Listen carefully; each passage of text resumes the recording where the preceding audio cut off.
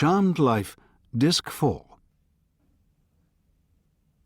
Cat felt his problems mounting up. He hunted for clothes. Gwendolyn seemed to have taken her best things with her, but he found her older boots, her green stockings and the garters to match, her second-best petticoats, her green cashmere dress with the smocking, and, with some embarrassment, her bloomers. "There," he said. "Does she really wear 2 petticoats?" said Janet. "Yes," said Cat. "Get them on." But Janet proved quite unable to get them on without his help. If he left her to do anything, she put it on back to front. He had to put her petticoats on her, button her up the back, tie her garters, fasten her boots, and put her dress on a second time right way around, and tie its sash for her. When he had finished, it looked all right, but Janet had an odd air of being dressed up rather than dressed. She looked at herself critically in the mirror. "Thanks, you're an angel. I look rather like an Edwardian child, and I feel a right Charlie." "Come on," said Cat. "Breakfast." He carried Euphemia, croaking furiously, to the wardrobe and wrapped her firmly in the towel. "Be quiet," he told her. "I'll get you changed back as soon as I can, so stop making that fuss, please." He shut the door on her and wedged it with a page of Gwendolyn's notes. Faint croaking came from behind it. Euphemia had no intention of being quiet. Cat did not really blame her. "She's not happy in there," Janet said, weakening. "Can't she stay out in the room?" "No," said Cat. Frog though she was, Euphemia still looked like Euphemia. He knew Mary would recognize her as soon as she set eyes on her. He took Janet's resisting elbow and towed her along to the playroom. "Don't you two ever get up till the last minute?" said Julia. "I'm sick of waiting politely for breakfast." "Eric's been up for hours," said Mary, hovering about, "so I don't know what you've both been up to." "Oh, what's Euphemia doing?" "Mary's beside herself this morning," Roger said. He winked. For a moment there were 2 Marys, one real and one vague and ghostly. Janet jumped. It was only the second piece of witchcraft she had seen, and she did not find it easy to get used to. "I expect it's Gwendolyn's fault," said Julia, and she gave Janet one of those meaning stares. Janet was very put out. Cat had forgotten to warn her how much Julia had disliked Gwendolyn ever since the snakes, and a meaning stare from a witch is worse than a meaning stare from an ordinary person. Julius pushed Janet backwards across the room until Cat put himself in the way of it. "Don't do that," he said. "She's sorry." "Is she?" said Julia. "Are you?" she asked, trying to get the stare around Cat to Janet again. "Yes, horribly sorry," Janet said fervently, not having the least idea why. "I've had a complete change of heart." "I'll believe that when I see it," said Julia. But she left off staring in order to watch Mary bringing the usual bread, the marmalade, and the jug of cocoa. Janet looked, sniffed the cocoa steaming from the jug, and her face fell, rather like Gwendolyn's on the first day. "Oh dear, I hate cocoa," she said. Mary rolled her eyes to the ceiling. "You and your airs and graces. You never said you hated it before." I've had a revulsion of feeling," Janet invented. "When I had my change of heart, all my taste buds changed too. You haven't any coffee, have you?" "Where? Under the carpet or something?" Mary demanded. "All right, I'll ask the kitchen. I'll tell them your taste buds are revolting, shall I?" Cat was very pleased to hear that cocoa was not compulsory after all. "Could I have coffee too?" he asked as Mary went to the lift. "Or I prefer tea, really." "But you waited to say so until Euphemia goes missing and leaves me all on my own," Mary said, getting very put upon. "She never does anything anyway," Cat said in surprise. Mary flounced crossly to the speaking tube and ordered a pot of coffee and a pot of tea. "For Her Highness and his nibs," she said to it. "He seems to have caught it now. What I wouldn't give for a nice normal child in this place, Nancy." "But I am a nice normal child," Janet and Kat protested in unison. "And so are we. Nice, anyhow," Julia said comfortably.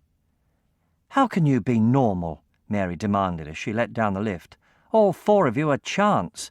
And when was a chant ever normal? Answer me that." Janet looked questioningly at Kat, but Kat was as puzzled as she was. "I thought your name was Chrestomanci," he said to Roger and Julia. "That's just Daddy's title," said Julia. "You're some kind of cousin of ours," said Roger. "Didn't you know? I always thought that was why Daddy had you to live here." As they started breakfast, Kat thought that this, if anything, made the situation more difficult than ever. Chapter 10. Kat watched his moment, and when Mr. Saunders called them to lessons, he caught Roger's arm and whispered, "Look, Gwendolyn's turned Euphemia into a frog, and—" Roger gave a great snore of laughter. Kat had to wait for him to stop. "And she won't turn her back. Can you?" Roger tried to look serious, but laughter kept breaking through. "I don't know. Probably not, unless she'll tell you what spell she used. Finding out which spell without knowing is advanced magic, and I'm not on that yet." "Oh, how funny!" He bent over the table and yelled with laughter. Naturally, Mr. Saunders appeared at the door, remarking that the time for telling jokes was after lessons. They had to go through to the schoolroom. Naturally, Kat found Janet had sat in his desk by mistake. He got her out as quietly as he could and sat in it himself, distractedly wondering how he could find out which spell Gwendolyn had used.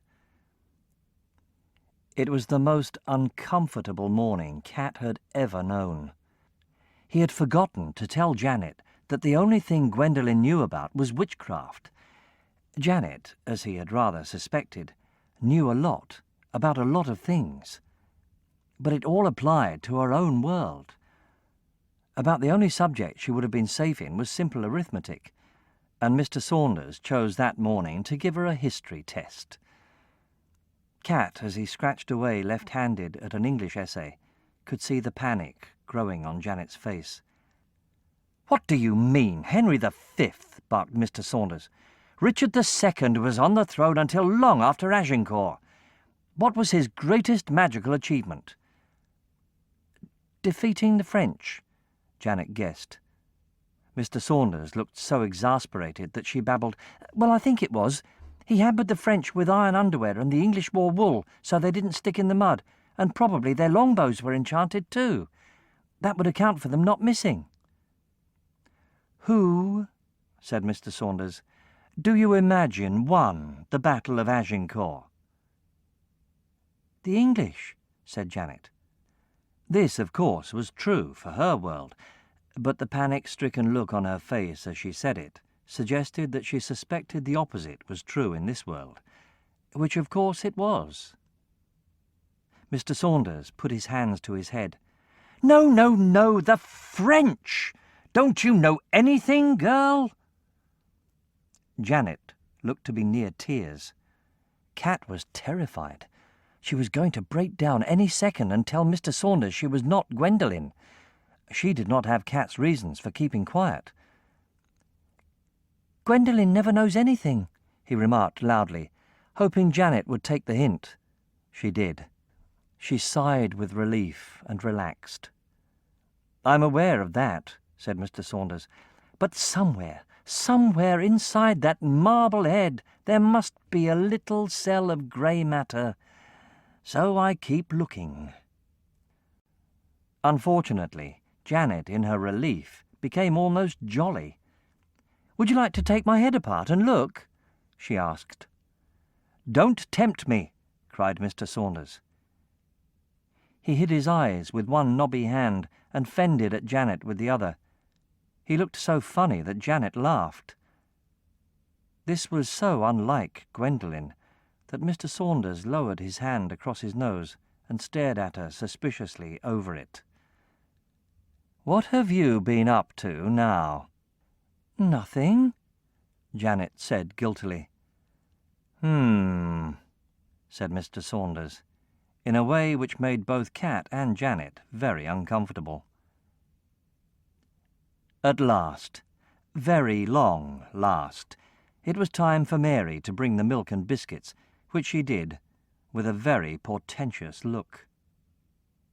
Crouched on the tray, beside Mr. Saunders' cup of coffee, was a large, wet-looking brown thing. Cat's stomach seemed to leave him and take a plunge into the castle's cellars. From the look of Janet, hers was doing the same. "What have you got there?" said Mr. Saunders. "Gwendolyn's good deed for today," Mary said grimly. "It's Euphemia. Look at its face." Mr. Saunders bent and looked. Then he whirled around on Janet so fiercely that Janet half got out of her seat. "So that's what you were laughing about!" "I didn't do it," said Janet. "Euphemia was in Gwendolyn's room, shut in the wardrobe, croaking her poor head off," said Mary. "I think this calls for Crestomancy," Mr. Saunders said. He strode towards the door. The door opened before he got there, and Crestomancy himself came in, cheerful and busy, with some papers in one hand. "Michael," he said, "have I caught you at the right—" He stopped when he saw Mr. Saunders' face. "Is something wrong?" "Will you please take a look at this frog, sir?" said Mary. "It was in Gwendolyn's wardrobe." Crestomancy was wearing an exquisite grey suit with faint lilac stripes to it. He held his lilac silk cravat out of the way and bent to inspect the frog. Euphemia lifted her head and croaked at him beseechingly. There was a moment of ice-cold silence. It was a moment such as Cat hoped never to live through again. "Bless my soul," Crestomancy said, gently as frost freezes a window. "It's Eugenia." "Euphemia, Daddy," said Julia. "Euphemia," said Crestomancy. "Of course. Now, who did this?" Cat wondered how such a mild voice could send the hair pricking upright at the back of his head. "Gwendolyn, sir," said Mary. But Crestomancy shook his smooth black head. "No, don't give a dog a bad name. It couldn't have been Gwendolyn. Michael took her witchcraft away last night." "Oh," said Mr. Saunders, rather red in the face. "Stupid of me." "So who could it have been?" Crestomancy wondered. There was another freezing silence. It seemed to Cat about as long as an ice age. During it, Julia began to smile. She drummed her fingers on her desk and looked meditatively at Janet. Janet saw her and jumped. She drew in her breath sharply. Cat panicked. He was sure Janet was going to say what Gwendolyn had done. He said the only thing he could think of to stop her. "I did it," he said loudly. Cat could hardly bear the way they all looked at him. Julia was disgusted, Roger astonished. Mr. Saunders was fiercely angry. Mary looked at him as if he was a frog himself. But Crestomancy was politely incredulous, and he was worst of all. "I beg your pardon, Eric," he said. "This was you?" Cat stared at him with a strange misty wetness around his eyes. He thought it was due to terror. "It was a mistake," he said. "I was trying a spell. I didn't expect it to work, and then Euphemia came in and turned into a frog. Just like that," he explained. Crestomancy said, "But you were told not to practice magic on your own." "I know." Cat hung his head without having to pretend. But I knew it wouldn't work. Only it did, of course," he explained. "Well, you must undo the spell at once," said Crestomanci. Cat swallowed. "I can't. I don't know how to." Crestomanci treated him to another look so polite, so scathing, and so unbelieving that Cat would gladly have crawled under his desk had he been able to move at all. "Very well," said Crestomanci. "Michael, perhaps you could oblige?" Mary held the tray out. Mr. Saunders took Euphemia and put her on the schoolroom table. Euphemia croaked agitatedly. "Only a minute now," Mr. Saunders said soothingly.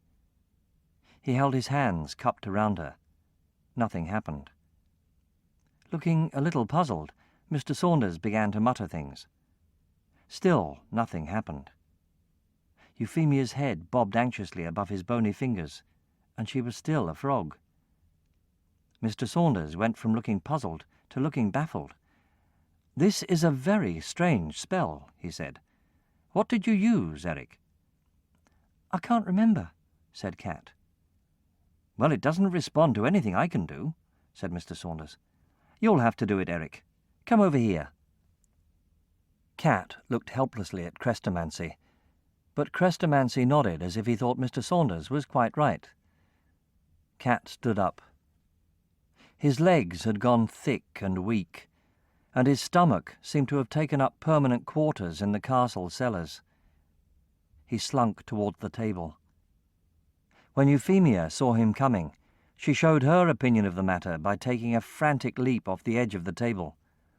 Mr. Saunders caught her in mid-air and put her back. "What do I do?" Cat said, and his voice sounded like Euphemia croaking. Mr. Saunders took Cat by his left wrist and planted Cat's left hand on Euphemia's clammy back. "Now take it off her," he said. I, said Cat. He supposed he ought to pretend to try.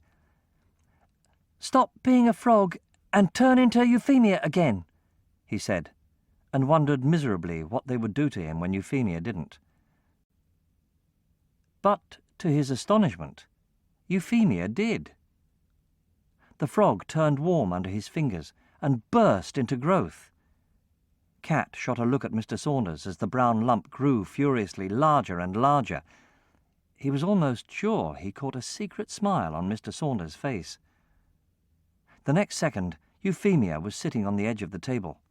Her clothes were a little crumpled and brown, but there was nothing else froggish about her. "I never dreamt it was you," she said to Cat. Then she put her face in her hands and cried. Crestomanci came up and put his arm around her. "There, there, my dear. It must have been a terrible experience.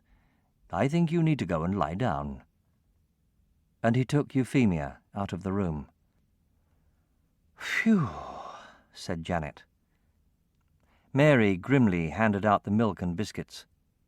Cat did not want his. His stomach had not yet come back from the cellars. Janet refused biscuits. "I think the food here is awfully fattening," she said unwisely. Julia took that as a personal insult. Her handkerchief came out and was knotted. Janet's glass of milk slipped through her fingers and smashed on the pitted floor. "Clean it up," said Mr. Saunders. "Then get out, you and Eric. I've had enough of both of you. Julia and Roger, get out magic textbooks, please." Cat took Janet out into the gardens. It seemed safest there. They wandered across the lawn, both rather limp after the morning's experiences. "Cat," said Janet, "you're going to be very annoyed with me, but it's absolutely essential that I cling to you like a limpet all the time we're awake until I know how to behave. You saved my bacon twice this morning. I thought I was going to die when she brought in that frog. Rigor mortis was setting in, and then you turned her back again. I didn't realize you were a witch too. No, it's a warlock, isn't it? Or are you a wizard?" "I'm not," said Cat. "I'm not any of those things. Mr. Saunders did it to give me a fright." "But Julia is a witch, isn't she? Said the shrewd Janet. What have I done to make her hate me so? Or is it just general Gwendolynitis? Cat explained about the snakes. In which case I don't blame her, said Janet. But it's hard that she's in the schoolroom at the moment brushing up her witchcraft, and here I am without a rag of a spell to defend myself with. You don't know of a handy karate teacher, do you? I never heard of one, Cat said cautiously, wondering what karate might be. Oh well, said Janet. Crestomancy's a wonderfully fancy dresser, isn't he? Cat laughed. Wait till you see him in a dressing gown. I hardly can. It must be something. Why is he so terrifying? He just is, said Cat. Yes, said Janet. He just is. When he saw the frog was Euphemia, and went all mild and astonished like that, it froze the goose pimples on my back. I couldn't have told him I wasn't Gwendolyn, not even under the most refined modern tortures, and that's why I shall have to stick to you. Do you mind terribly? Not at all, said Cat.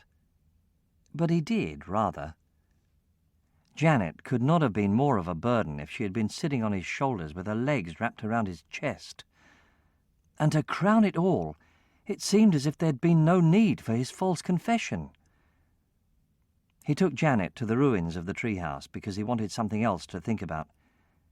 Janet was enchanted with it. She swung herself up into the horse chestnut to look at it, and Cat felt rather as you do when someone else gets into your railway carriage. Be careful, he called crossly. There was a strong rending noise up in the tree. Drat, said Janet.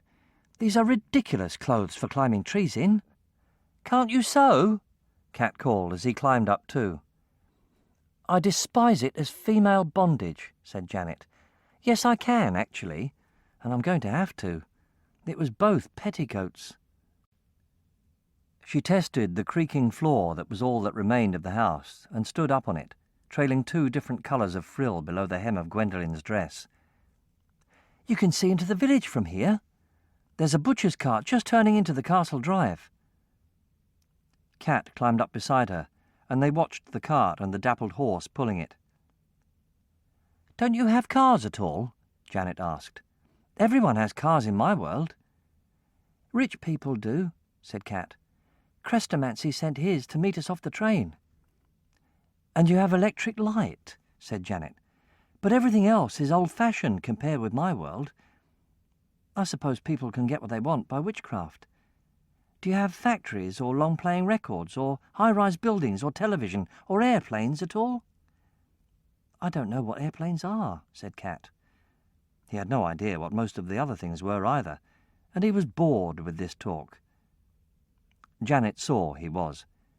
She looked around for a change of subject, and saw clusters of big green horse chestnut cases hanging all around them at the ends of the branches.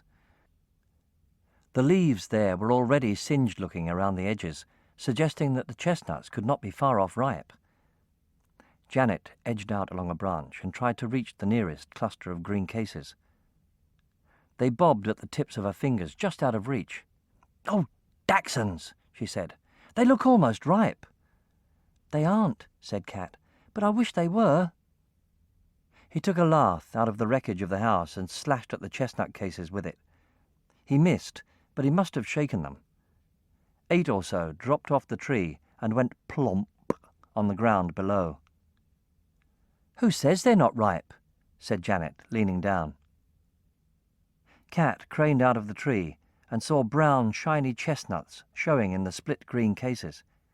Oh, hooray! He came down the tree like a monkey, and Janet crashed after him with her hair full of twigs. They scooped up the chestnuts greedily, wonderful chestnuts with grain on them like the contours on a map. A skewer, Janet moaned. My kingdom for a skewer! We can thread them on my bootlaces. Here's a skewer, said Cat. There was one lying on the ground by his left hand. It must have fallen out of the treehouse. They drilled chestnuts furiously. They took the laces out of Gwendolyn's second-best boots. They discovered the rules of the game were the same in both their worlds, and they went to the formal garden and held a battle royal there on the gravel path. As Janet firmly smashed Kat's last chestnut and yelled, "Mine! Mine's a sevener now!" Millie came around a corner past a yew tree and stood laughing at them. "Do you know, I wouldn't have thought the chestnuts were ripe yet, but it's been a lovely summer." Janet looked at her in consternation. She had no idea who this plump lady in the beautiful flowered silk dress could be. "Hello, Millie," said Kat. Not that this helped Janet much. Millie smiled and opened the handbag she was carrying. "There are 3 things Gwendolyn needs, I think. Here." She handed Janet 2 safety pins and a packet of bootlaces. "I always believe in being prepared." Thanks," Janet stammered. She was horribly conscious of her gaping boots, her twig-filled hair, and the 2 trailing strips of petticoat. She was even more confused by not knowing who Millie was. Kat knew that. He knew by now that Janet was one of those people who are not happy unless they have an explanation for everything. So he said fulsomely to Millie, "I do think Roger and Julia are lucky, having a mother like you, Millie." Millie beamed, and Janet looked enlightened. Kat felt dishonest. He did think that, but he would never have dreamt of saying it but for Janet. Having gathered that Millie was Crestomancy's wife, Janet was quite unable to resist going on and gathering as much more information as she could. "Millie," she said, "were Kat's parents first cousins like... were they? And what relation is Kat to you?" "That sounds like those questions they ask you to find out how clever you are," said Millie. "And I don't know the answer, Gwendolyn. It's my husband's family you're related to, you see, and I don't know too much about them. We need Crestomancy here to explain, really." As it happened, Crestomancy came through the doorway in the garden wall at that moment. Millie rustled up to him, beaming. "My love, we were needing you." Janet, who had her head down trying to pin her petticoats, glanced up at Crestomancy and then looked thoughtfully down at the path, as if the stones and sand there had suddenly become rather interesting. "It's quite simple," Crestomancy said when Millie had explained the question. "Frank and Caroline Chant were my cousins, and first cousins to one another too, of course. When they insisted on getting married, my family made a great fuss, and my uncles cut them off without a shilling in a thoroughly old-fashioned way. It is, you see, rather a bad thing for cousins to marry when there's witchcraft in the family. Not that cutting them off made the slightest difference, of course." He smiled at Kat. He seemed thoroughly friendly. "Does that answer the question?" Kat had an inkling of how Gwendolyn had felt. It was confusing and exasperating the way Crestomancy would seem friendly when one ought to have been in disgrace. He could not resist asking, "Is Euphemia all right?" Then he wished he had not asked. Crestomancy's smile snapped off like a light. "Yes, she's feeling better now. You show touching concern, Eric. I believe you were so sorry for her that you hid her in a wardrobe." "My love, don't be so terrifying," Millie said, hooking her arm through Crestomancy's. "It was an accident, and it's all over now." She led him away down the path. But just before they went out of sight behind a yew tree, Crestomancy turned and looked over his shoulder at Kat and Janet. It was his bewildered look, but it was far from reassuring. "Hot cross bun wrappers! Jiminy purple creepers!" Janet whispered. "I'm beginning to hardly dare move in this place." She finished pinning her petticoat. When Millie and Crestomancy had had nearly a minute in which to walk out of hearing, she said, "She's sweet, Millie, an absolute honey. But him... Kat, is it possible Crestomancy is a rather powerful enchanter?" "I don't think he is," said Kat. "Why?" "Well," said Janet, "partly it's the feeling he gives." "I don't get a feeling," said Kat. "I'm just frightened of him." "That's it," said Janet. You're probably muddled anyhow from having lived with witches all your life. But it isn't only a feeling. Have you noticed how he always comes when people call him? He's done it twice now." "Those were two complete accidents," said Kat. "You can't build ideas on accidents." "He disguises it quite well, I admit," said Janet. "He comes looking as if it was something else he was doing, but—" "Oh, do shut up! You're getting as bad as Gwendolyn. She couldn't stop thinking of him for a moment," Kat said crossly. Janet pounded her open right boot on the gravel. "I am not Gwendolyn. I'm not even really like her. Get that into your fat head, will you?" Kat started to laugh. "Why are you laughing?" said Janet. "Gwendolyn always stamps when she's angry too," said Kat. "Gah!" said Janet. Chapter 11. By the time Janet had laced both her boots, Kat was sure it was lunchtime. He hurried Janet back to the private door. They had nearly reached it when a thick voice spoke among the rhododendrons. "Young lady, here a minute." Janet gave Kat an alarmed look, and they both hurried for the door. It was not a pleasant voice. The rhododendrons clashed and rustled indignantly beside them. A fat old man in a dirty raincoat spilled out of them. Before they had recovered from the surprise of seeing him, he had scuttled around between them and the door, where he stood looking at them reproachfully out of drooping red eyes and breathing beer-scented breath over them. "Hello, Mr. Baslam," Kat said, for Janet's benefit. "Didn't you hear me, young lady?" Mr. Baslam demanded. Kat could see Janet was frightened of him, but she answered as coolly as Gwendolyn might have done. "Yes, but I thought it was the tree speaking." "The tree speaking," said Mr. Baslam. "After all the trouble I've been to for you, you take me for a tree. 3 whole pints of bitter I had to buy that butcher to have him bring me in that cart of his, and I'm fair jolted to bits."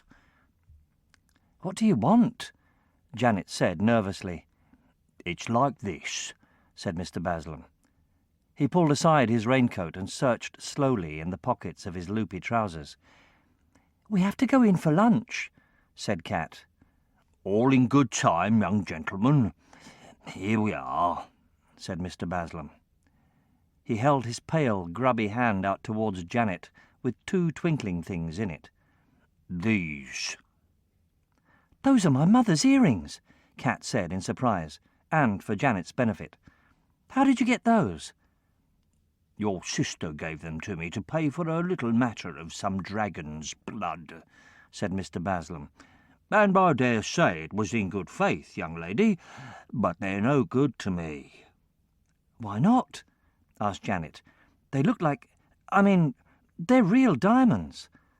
"True enough," said Mr. Baslam, "but you never told me they was charmed, did you? They got a fearsome strong spell on them to stop them getting lost, these have. Terrible noisy spell. They was all night in the stuffed rabbit shouting out, 'I belong to Caroline Chant.' And this morning I asked to wrap them in a blanket before I dares take them to a man I know. And he wouldn't touch them. He said he wasn't going to risk anything shouting the name of Chant. So have them back, young lady. And you owe me 55 quid. Janet swallowed.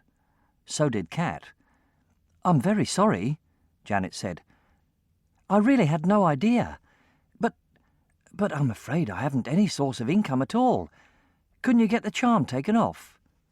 "And risk inquiries," said Mr. Baslam. "That charm's deep in, I tell you." "Then why aren't they shouting now?" said Kat. "What do you think I am?" said Mr. Baslam. "Could I sit in the joints of mutton shouting out I belong to Miss Chant? No.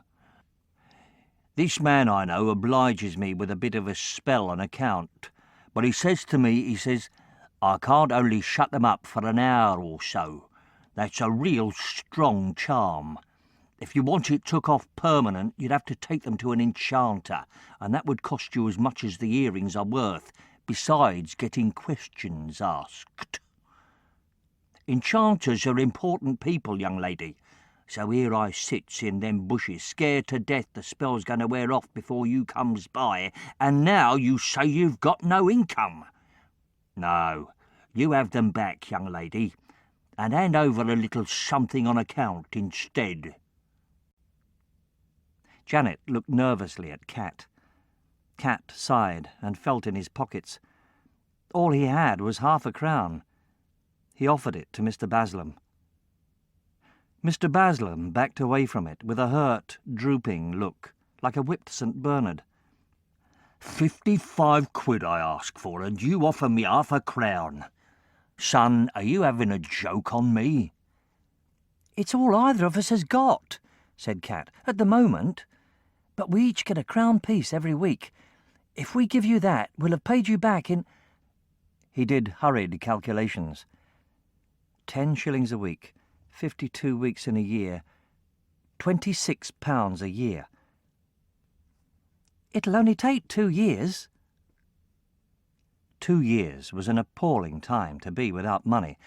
Still, Mr. Baslam had got Gwendolyn her dragon's blood, and it seemed fair that he should be paid. But Mr. Baslam looked more hurt than ever. He turned away from Cat and Janet, and gazed mournfully up at the castle walls.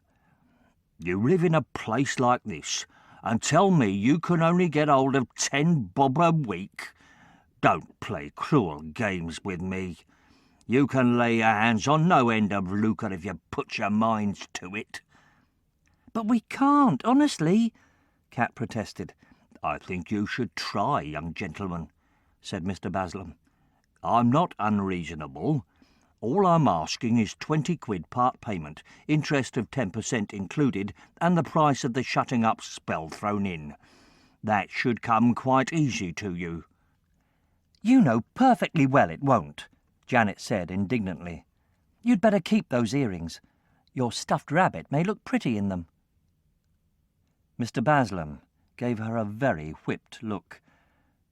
At the same time, a thin, singing noise began to come from the palm of his hand where the earrings lay. It was too faint for Cat to pick out the words, but it put paid to any notion that Mr. Baslam had been lying. Mr. Baslam's drooping look became less whipped. He looked more like a bloodhound hot on the trail. He let the earrings slide between his fat fingers and fall on the gravel. There they lie, he said, if you care to stoop for them. I may remind you, young lady, that trade in dragon's blood is illicit, illegal, and banned. I've obliged you in it. You've fobbed me off. Now, I'm telling you that I need 20 quid by next Wednesday. That should give you time. If I don't get it, then Crestomanci hears of the dragon's blood Wednesday evening. And if he does, then I wouldn't be in your shoes, young lady, not for 20,000 quid and a diamond tiara. Have I made myself clear? He had, appallingly. Suppose we give you the dragon's blood back, Cat suggested desperately. Gwendolyn had taken Mr. Baslam's dragon blood with her, of course, but there was always that huge jar of it in Mr. Saunders' workshop. What would I do with dragon's blood, son? Said Mr. Baslam. I'm not a warlock. I'm only a poor supplier, and there's no demand for dragon's blood around here. It's the money I need, 20 quid of it by next Wednesday, and don't forget. He gave them a bloodhound nod, which flapped his eyes and his cheeks, and edged back into the rhododendrons. They heard him rustling stealthily away. "What a nasty old man," Janet said in a shaken whisper. "I wish I really was Gwendolyn. I'd turn him into a four-headed earwig. Ugh!" She bent and scrabbled the earrings up off the gravel. Immediately, the air by the door was filled with high, singing voices. "I belong to Caroline Chant. I belong to Caroline Chant." "Oh dear," said Janet. "They know." "Give them to me," said Cat. "Quick, someone will hear." Janet poured the earrings into Cat's palm. The voices stopped at once. "I can't get used to all this magic," said Janet. "Cat, what am I to do? How can I pay that horrible man?" "There must be something we can sell," said Cat. "There's a junk shop in the village. Come on, we must get to lunch." They hurried up to the playroom to find that Mary had already put plates of stew and dumplings in their places. "Oh, look," said Janet, who needed to relieve her feelings somehow. "Nourishing, fattening lunch. How nice." Mary glared at both of them and left the room without speaking. Julia's look was quite as unpleasant. As Janet sat down in front of her stew, Julia pulled her handkerchief out of her sleeve, already knotted, and laid it in her lap. Janet put her fork into a dumpling. It stuck there. The dumpling was a white pebble, swimming with two others in a plate full of mud. Janet carefully laid down her fork with the pebble impaled on it, and put her knife neatly across the mud. She was trying to control herself, but for a moment she looked like Gwendolyn at her most furious. "I was quite hungry," she said. Julia smiled. "What a pity," she said cosily. "And you've got no witchcraft to defend yourself with, have you?" She tied another, smaller knot at the end of her handkerchief. "You've got all sorts of things in your hair, Gwendolyn," she said as she pulled it tight. The twigs sticking in Janet's hair writhed and began dropping on the table and over her skirt. Each one was a large, stripy caterpillar. Janet was no more bothered by wriggly things than Gwendolyn. She picked the caterpillars off and put them in a heap in front of Julia. "I've a good mind to shout for your father," she said. "Oh, no, don't be a telltale," said Roger. "Let her be, Julia." "Certainly not," said Julia. "She's not getting any lunch." After the meeting with Mr. Baslam, Cat was not really very hungry. "Here," he said, and changed his plate of stew with Janet's mud. Janet started to protest, but as soon as the plate of mud was in front of Cat, it was steaming stew again, and the looping heap of caterpillars was simply a pile of twigs. Julia turned to Cat, not at all pleased. "Don't you interfere. You annoy me. She treats you like a slave, and all you do is stick up for her." "But I only changed the plates," Cat said, puzzled. "Why—" "It could have been Michael," Roger suggested. Julia glowered at him too. "Was it you?" Roger blandly shook his head. Julia looked at him uncertainly. "If I have to go without marmalade again," she said at length, "Gwendolyn's going to know about it. And I hope the stew chokes you." Cat found it hard to concentrate on lessons that afternoon. He had to watch Janet like a hawk. Janet had decided that the only safe thing was to be totally stupid. She thought Gwendolyn must have been pretty stupid anyway, and Cat knew she was overdoing it. Even Gwendolyn had known the twice times table. Cat was worried, too, in case Julia started knotting that handkerchief of hers when Mr. Saunders' back was turned. Luckily, Julia did not quite dare. But Cat's main worry was how to find £20 by next Wednesday. He could hardly bear to think of what might happen if he did not. The very least thing he knew would be Janet confessing she was not Gwendolyn. He thought of Crestomanci giving him that scathing stare and saying, "You went with Gwendolyn to buy dragon's blood, Eric? But you knew it was illegal, and you tried to cover up by making Janet pretend to be Gwendolyn. You showed touching concern, Eric." The mere idea made Cat shrivel up inside. But he had nothing to sell, except a pair of earrings that shouted that they belonged to someone else. If he wrote to the mayor of Wolvercote and asked if he could have £20 out of the fund, the mayor would only write to Chrestomanci to ask why Cat wanted it. And then Crestomanci would stare scathingly and say, You went with Gwendolyn to buy dragon's blood, Eric? It was hopeless. Are you feeling well, Eric? Mr. Saunders asked several times. Oh, yes, Cat replied each time. He was fairly sure that having your mind in 3 places at once did not count as illness, much as it felt like it. Play soldiers? Roger suggested after lessons. Cat would have liked to, but he dared not leave Janet on her own. I've got to do something, he said. With Gwendolyn, I know, Roger said wearily. Anyone would think you were her left leg or something. Cat felt hurt. The annoying thing was that he knew Janet could have done without her left leg more easily than she could have done without him. As he hurried after Janet to Gwendolyn's room, he wished heartily it was really Gwendolyn he was hurrying after. Inside the room, Janet was feverishly collecting things. Gwendolyn's spellbooks, the ornaments on the mantelpiece, the gold-backed brush and hand mirror off the dressing table, the jar on the bedside table, and half the towels from the bathroom. What are you doing? Said Cat. Finding things we can sell. Is there anything you can bear to spare from your room? Said Janet. Don't look like that.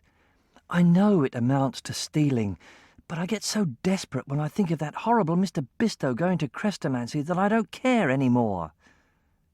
She went to the wardrobe and rattled the clothes along the rail. There's an awfully good coat in here. You'll need that on Sunday if it turns cold, Cat said drearily. I'll go and see what I've got. Only promise me to stay here until I come back. Sure thing, said Janet. I daren't move without you, Bwana. But hurry up. There were fewer things in Cat's room, but he collected what he could find and added the great sponge from the bathroom. He felt like a criminal. Janet and he wrapped their finds in 2 towels and crept downstairs with their chinking bundles, expecting someone to discover them any minute. I feel like a thief with the swag, Janet whispered. Someone's going to shine a searchlight any second, and then the police will close in. Are there police here? Yes, said Cat. Do shut up. But as usual, there was no one about near the private door. They crept down the shiny passage and peeped outside. The space by the rhododendrons was empty. They crept out toward them. Trees that would hide Mr. Baslam would hide them and their loot. They were 3 steps outside the door when a massed choir burst into song. Janet and Cat nearly jumped out of their skins. We belong to Crestomancy Castle. We belong to Crestomancy Castle, thundered 40 voices. Some were deep, some were shrill, but all were very loud. They made a shattering noise. It took them a second or so to realize that the voices were coming from their bundles. Creeping antimacassars, said Janet. They turned around and ran for the door again, with the 40 voices bawling in their ears. Miss Bessemer opened the door. She stood tall and narrow and purple, waiting for them to come through it. There was nothing Janet and Cat could do but scuttle guiltily past her into the passage, where they put their suddenly silent bundles down on the floor and steeled themselves for trouble. What an awful noise, my loves, said Miss Bessemer. I haven't heard the like since a silly warlock tried to burgle us. What were you doing? Janet did not know who the stately purple lady was. She was too scared to speak. Cat had to say something. We were wanting to play houses in the treehouse, he said. We needed some things for it. He was surprised how likely he made it sound. You should have told me, sillies, said Miss Bessemer. I could have given you some things that don't mind being taken outside. Run and put those back, and I'll look you out some nice furnishings for tomorrow. They crept dismally back to Janet's room. I just can't get used to the way everything's magic here, Janet moaned. It's getting me down. Who was that long purple lady? I'm offering even money she's a sorceress. Miss Bessemer, the housekeeper, said Kat. Any hope that she'll give us splendid cast-offs that will fetch 20 quid in the open market? Janet asked. They both knew that was unlikely. They were no nearer thinking of another way to earn £20 when the dressing gong went. Kat had warned Janet what dinner was like. She had promised not to jump when footmen passed things over her shoulder, and sworn not to try and talk about statues with Mr. Saunders. She assured Kat she would not mind hearing Bernard talk of stocks and shares, so Kat thought that for once he could be easy. He helped Janet dress, and even had a shower himself, and when they went into the drawing-room, he thought that they both did him credit. But Mr. Saunders proved at last to have worn out his craze for statues. Instead, everyone began to talk about identical twins, and then about exact doubles who were no relation. Even Bernard forgot to talk about shares in his interest in this new subject.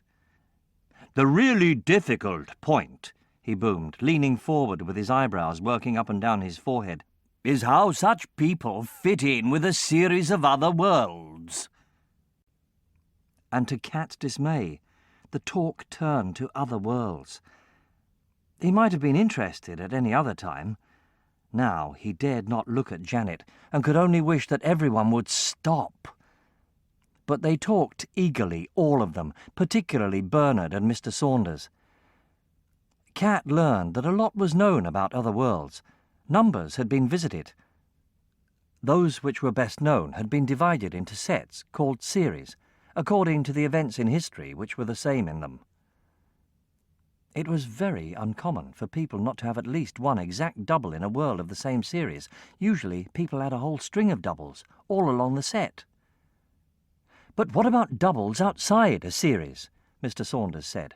"I have at least one double in Series 3, and I suspect the existence of another in—" Janet sat up sharply, gasping, "Kat, help! It's like sitting on pins!" Kat looked at Julia. He saw the little smile on her face and the tail end of her handkerchief above the table. "Change places," he whispered, feeling rather tired. He stood up. Everyone stared. "All of which makes me feel that a satisfactory classification has not yet been found," Mr. Saunders said, as he turned Kat's way. "Do you think," said Kat, "that I could change places with Gwendolyn, please? She can't quite hear what Mr. Saunders is saying from there." "Yes, and it's rivetingly interesting," Janet gasped, shooting from her chair. "If you find it essential," Crestomanci said, a little annoyed. Kat sat in Janet's chair. He could feel nothing wrong with it. Julia put her head down and gave him a long, unpleasant look, and her elbows worked as she crossly untied her handkerchief. Kat saw that she was going to hate him too now. He sighed. It was one thing after another. Nevertheless, when Kat fell asleep that night, he was not feeling hopeless. He could not believe things could get any worse, so they had to get better. Perhaps Miss Bessemer would give them something very valuable, and they could sell it. Or better still, perhaps Gwendolyn would be back when he woke up, and already solving all his problems. But when he went to Gwendolyn's room in the morning, it was still Janet, struggling to tie her garters and saying over her shoulder, "These things are probably very bad for people. Do you wear them too, or are they a female torture? And one useful thing magic could do would be to hold one's stockings up." It makes you think that witches can't be very practical. She did talk a lot, Kat thought, but it was better than having no one in Gwendolyn's place. At breakfast, neither Mary nor Euphemia were at all friendly, and as soon as they left the room, one of the curtains wrapped itself around Janet's neck and tried to strangle her. Kat took it away. It fought him like a live thing because Julia was holding both ends of her handkerchief and pulling hard on the knot. "Oh, do stop it, Julia," he begged her. "Yes, do," Roger agreed. "It's silly and it's boring. I need to enjoy my food in peace." "I'm quite willing to be friends," Janet offered. "That makes one of us," said Julia. "No." "Then be enemies," Janet snapped, almost in Gwendolyn's manner. "I thought at first that you might be nice, but I can see now that you're just a tedious, pig-headed, cold-hearted, horny-handed, cross-eyed hag." That, of course, was calculated to make Julia adore her. Luckily, Mr. Saunders appeared earlier than usual. There had only been time for Janet's marmalade to turn to orange worms and change back again when Cat gave her his instead, and for Janet's coffee to become rich brown gravy and turn to coffee again when Cat drank it, before Mr. Saunders stuck his head around the door. At least, Cat thought it was lucky, until Mr. Saunders said, "Eric, Crestomanci wants to see you now, in his study." Cat stood up. His stomach, full of charmed marmalade as it was, made an unusually rapid descent to the castle cellars. "Crestomanci's found out," he thought. "He knows about the dragon's blood and about Janet, and he's going to look at me politely and... Oh, I do hope he isn't an enchanter." Where do I go?" he managed to say. "Take him, Roger," said Mr. Saunders. And why?" Cat asked. Mr. Saunders smiled. "You'll find out. Off you go." Chapter 12. Crestomanci's study was a large, sun-filled room with books in shelves all around it. There was a desk, but Crestomanci was not sitting at it. He was sprawled on a sofa in the sun, reading a newspaper and wearing a green dressing gown with golden dragons on it. The gold embroidery of the dragons winked and glittered in the sun. Cat could not take his eyes off them. He stood just inside the door, not daring to go any farther, and he thought, "He has found out about the dragon's blood." Crestomanci looked up and smiled. "Don't look so frightened," he said, laying down his newspaper. "Come and sit down." He pointed to a large leather armchair. It was all in his friendliest way, but these days Cat was sure this meant precisely nothing. He was sure that the friendlier Crestomanci seemed, the angrier this meant he was. He stole over to the armchair and sat in it. It proved to be one of those deep, sloping kind of chairs. Cat slid backward down the slippery leather slope of its seat until he found he was having to look at Crestomanci from between his knees. He felt quite defenceless. He thought he ought to say something, so he whispered, "Good morning." "You don't look as if you thought so," observed Crestomanci. "No doubt you have your reasons, but don't worry. This isn't exactly about the frog again. You see, I've been thinking about you." "Oh, you needn't," Cat said from his half-lying position. He felt that if Crestomanci were to fix his thoughts on something on the other side of the universe, it would hardly be too far away. "It didn't hurt much," said Crestomanci. "Thank you, all the same. As I was saying, the frog affair set me thinking. And though I fear you probably have as little moral sense as your wretched sister, I wondered if I could trust you. Do you think I can trust you?" Cat had no idea where this could be leading, except that from the way Crestomanci put it, he did not seem to trust Cat very much. "Nobody's ever trusted me before," Cat said cautiously. Except Janet, he thought, and only because she had no choice. "But it might be worth trying, don't you think?" suggested Crestomanci. "I ask because I'm going to start you on witchcraft lessons." Cat had simply not expected this. He was horrified. His legs waved about in the chair with the shock. He managed to stop them, but he was still horrified. The moment Mr. Saunders started trying to teach him magic, it would be obvious that Cat had no witchcraft at all. Then Crestomanci would start to think about the frog all over again. Cat cursed the chance that had made Janet draw in her breath and caused him to confess. "Oh, you mustn't do that," he said. It would be quite fatal. I mean, you can't trust me at all. I'm black-hearted, I'm evil. It was living with Mrs. Sharp that did it. If I learned witchcraft, there's no knowing what I'd do. Look what I did to Euphemia." "That," said Crestomanci, "is just the kind of accident I'm anxious to prevent. If you learn how and what to do, you're far less likely to make that kind of mistake again." "Yes, but I'd probably do it on purpose," Cat assured him. "You'll be putting the means in my hands." "You have it there anyway," Crestomanci said. "And witchcraft will out, you know. No one who has it can resist using it forever. What exactly makes you think you're so wicked?" That question rather stumped Cat. "I steal apples," he said, "and," he suggested, "I was quite keen on some of the things Gwendolyn did." "Oh, me too," Crestomanci agreed. "One wondered what she would think of next. How about her procession of nasties, or those 4 apparitions?" Cat shivered. He felt sick to think of them. "Precisely," said Crestomanci, and to Cat's dismay, he smiled warmly at him. "Right. We'll let Michael start you on elementary witchcraft on Monday." "Oh, please don't!" Cat struggled out of the slippery chair in order to plead better. "I'll bring a plague of locusts. I'll be worse than Moses and Aaron."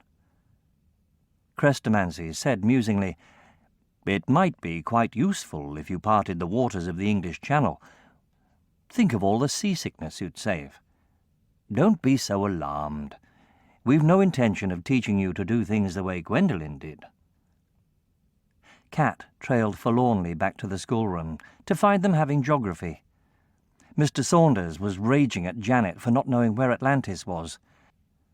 "How was I to know it's what I call America?" Janet asked Cat at lunchtime. "Though, mind you, it was a lucky guess when I said it was ruled by the Incas." "What's the matter, Cat? You look ready to cry." "He's not found out about Mr. Biswas, has he?" "No, but it's quite as bad," said Cat, and he explained. "This was all we needed," said Janet. "Discovery threatens on all sides.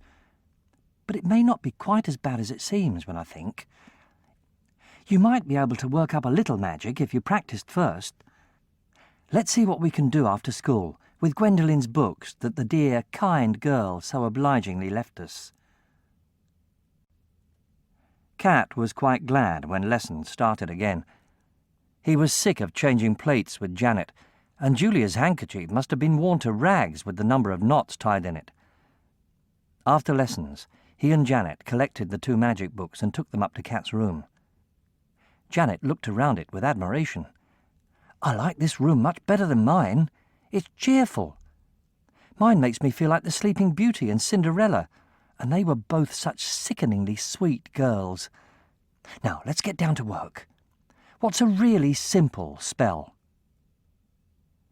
They knelt on the floor, leafing through a book each. "I wish I could find how to turn buttons into sovereigns," said Cat. "We could pay Mr. Baslam then." "Don't talk about it," said Janet. "I'm at our wits' end. How about this? Simple flotation exercise. Take a small mirror and lay it so that your face is visible in it.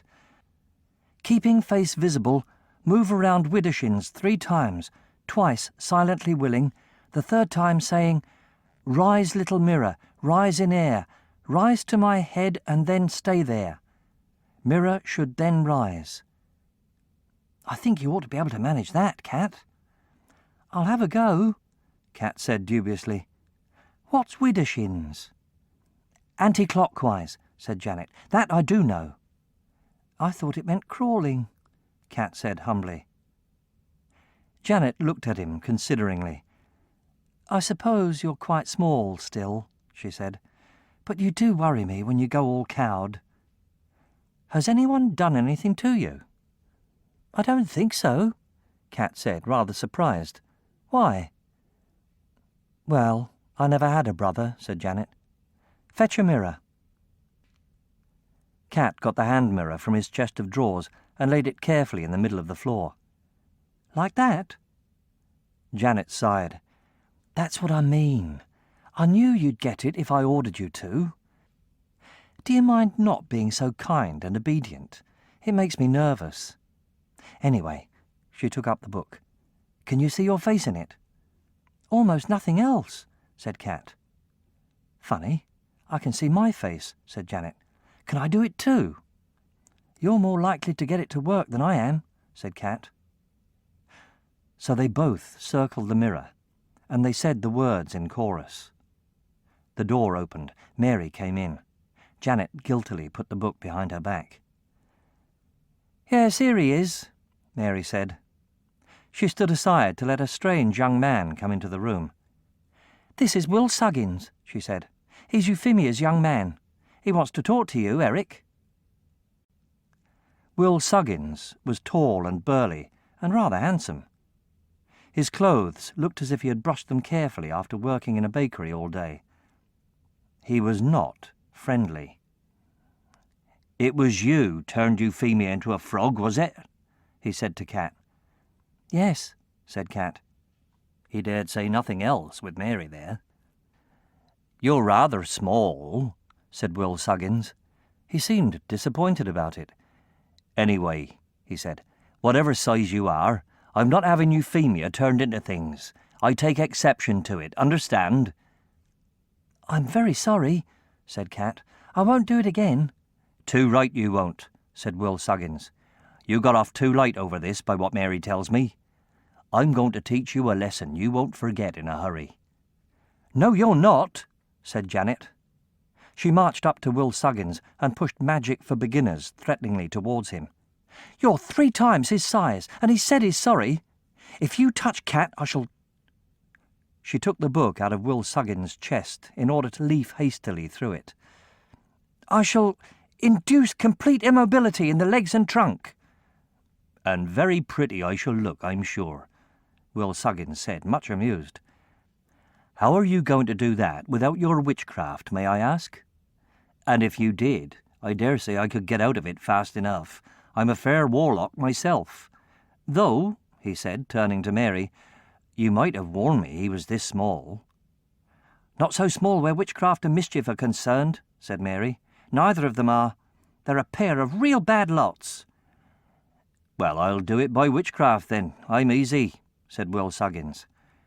He searched in the pockets of his slightly flowery jacket. Ah, he said, and fetched out what seemed to be a lump of dough. For a moment he shaped it vigorously in both powerful hands. Then he rolled it into a ball and threw it at Kat's feet. It landed on the carpet with a soft plop. Kat looked at it in great apprehension, wondering what it was supposed to do. That'll lie there, said Will Saggins, until 3 o'clock Sunday. Sunday's a bad time to be at witchcraft, but it's my free day. I shall be waiting for you then in Bedlam Field in the form of a tiger. I make a good tiger. You can turn yourself into something as large as you like or small and fast, if you prefer, and I'll teach you that lesson, whatever you are. But if you don't come to Bedlam Field in the form of something, that lump of dough will start to work, and you'll be a frog yourself, for as long as I feel like keeping you that way. Right, Mary, I'm through now. Will Saggins turned and marched out of the room. Mary followed him, but she was unable to resist putting her head back around the door to say, "And see how you like that, Eric," before she shut it. Kat and Janet looked at one another, and then at the lump of dough. "What am I going to do?" said Kat. Janet threw her book onto Kat's bed and tried to pick up the lump of dough, but it had grown to the carpet. She could not shift it. "You'd only get this up by cutting a hole in the floor," she said. "Kat, this gets worse and worse. If you'll forgive my saying so, I've stopped loving your sugar-coated sister even one tiny bit." "It was my fault," said Kat. "I shouldn't have lied about Euphemia. That's what got me in this mess, not Gwendolyn." "Mess is not a strong enough word," said Janet. "On Sunday you get mauled by a tiger. On Monday it comes out that you can't do magic. And if the whole story doesn't come out then, it will on Wednesday when Mr. Bedlam calls for his money." Do you think fate has something up its sleeve for Tuesday, too? I suppose if you go to meet him on Sunday in the form of yourself, he can't hurt you much, can he? It's better than waiting to be turned into a frog. I'd better do that, Cat agreed, looking at the ominous lump of dough. I wish I really could turn into things, though. I'd go as a flea. He'd scratch himself to bits trying to find me. Janet laughed. Let's see if there's a spell for it. She turned around to fetch magic for beginners and hit her head on the mirror. It was hanging in the air, level with her forehead. Cat, one of us did it! Look! Cat looked without much interest. He had too much else on his mind. I expect it was you. You're the same as Gwendolyn, so you're bound to be able to work spells. But changing into things won't be in either of those books. That's advanced magic. Then I'll do the spell to get the mirror down, said Janet. Not that I want to be a witch.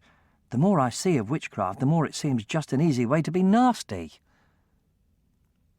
She had opened the book when there was a knock at the door.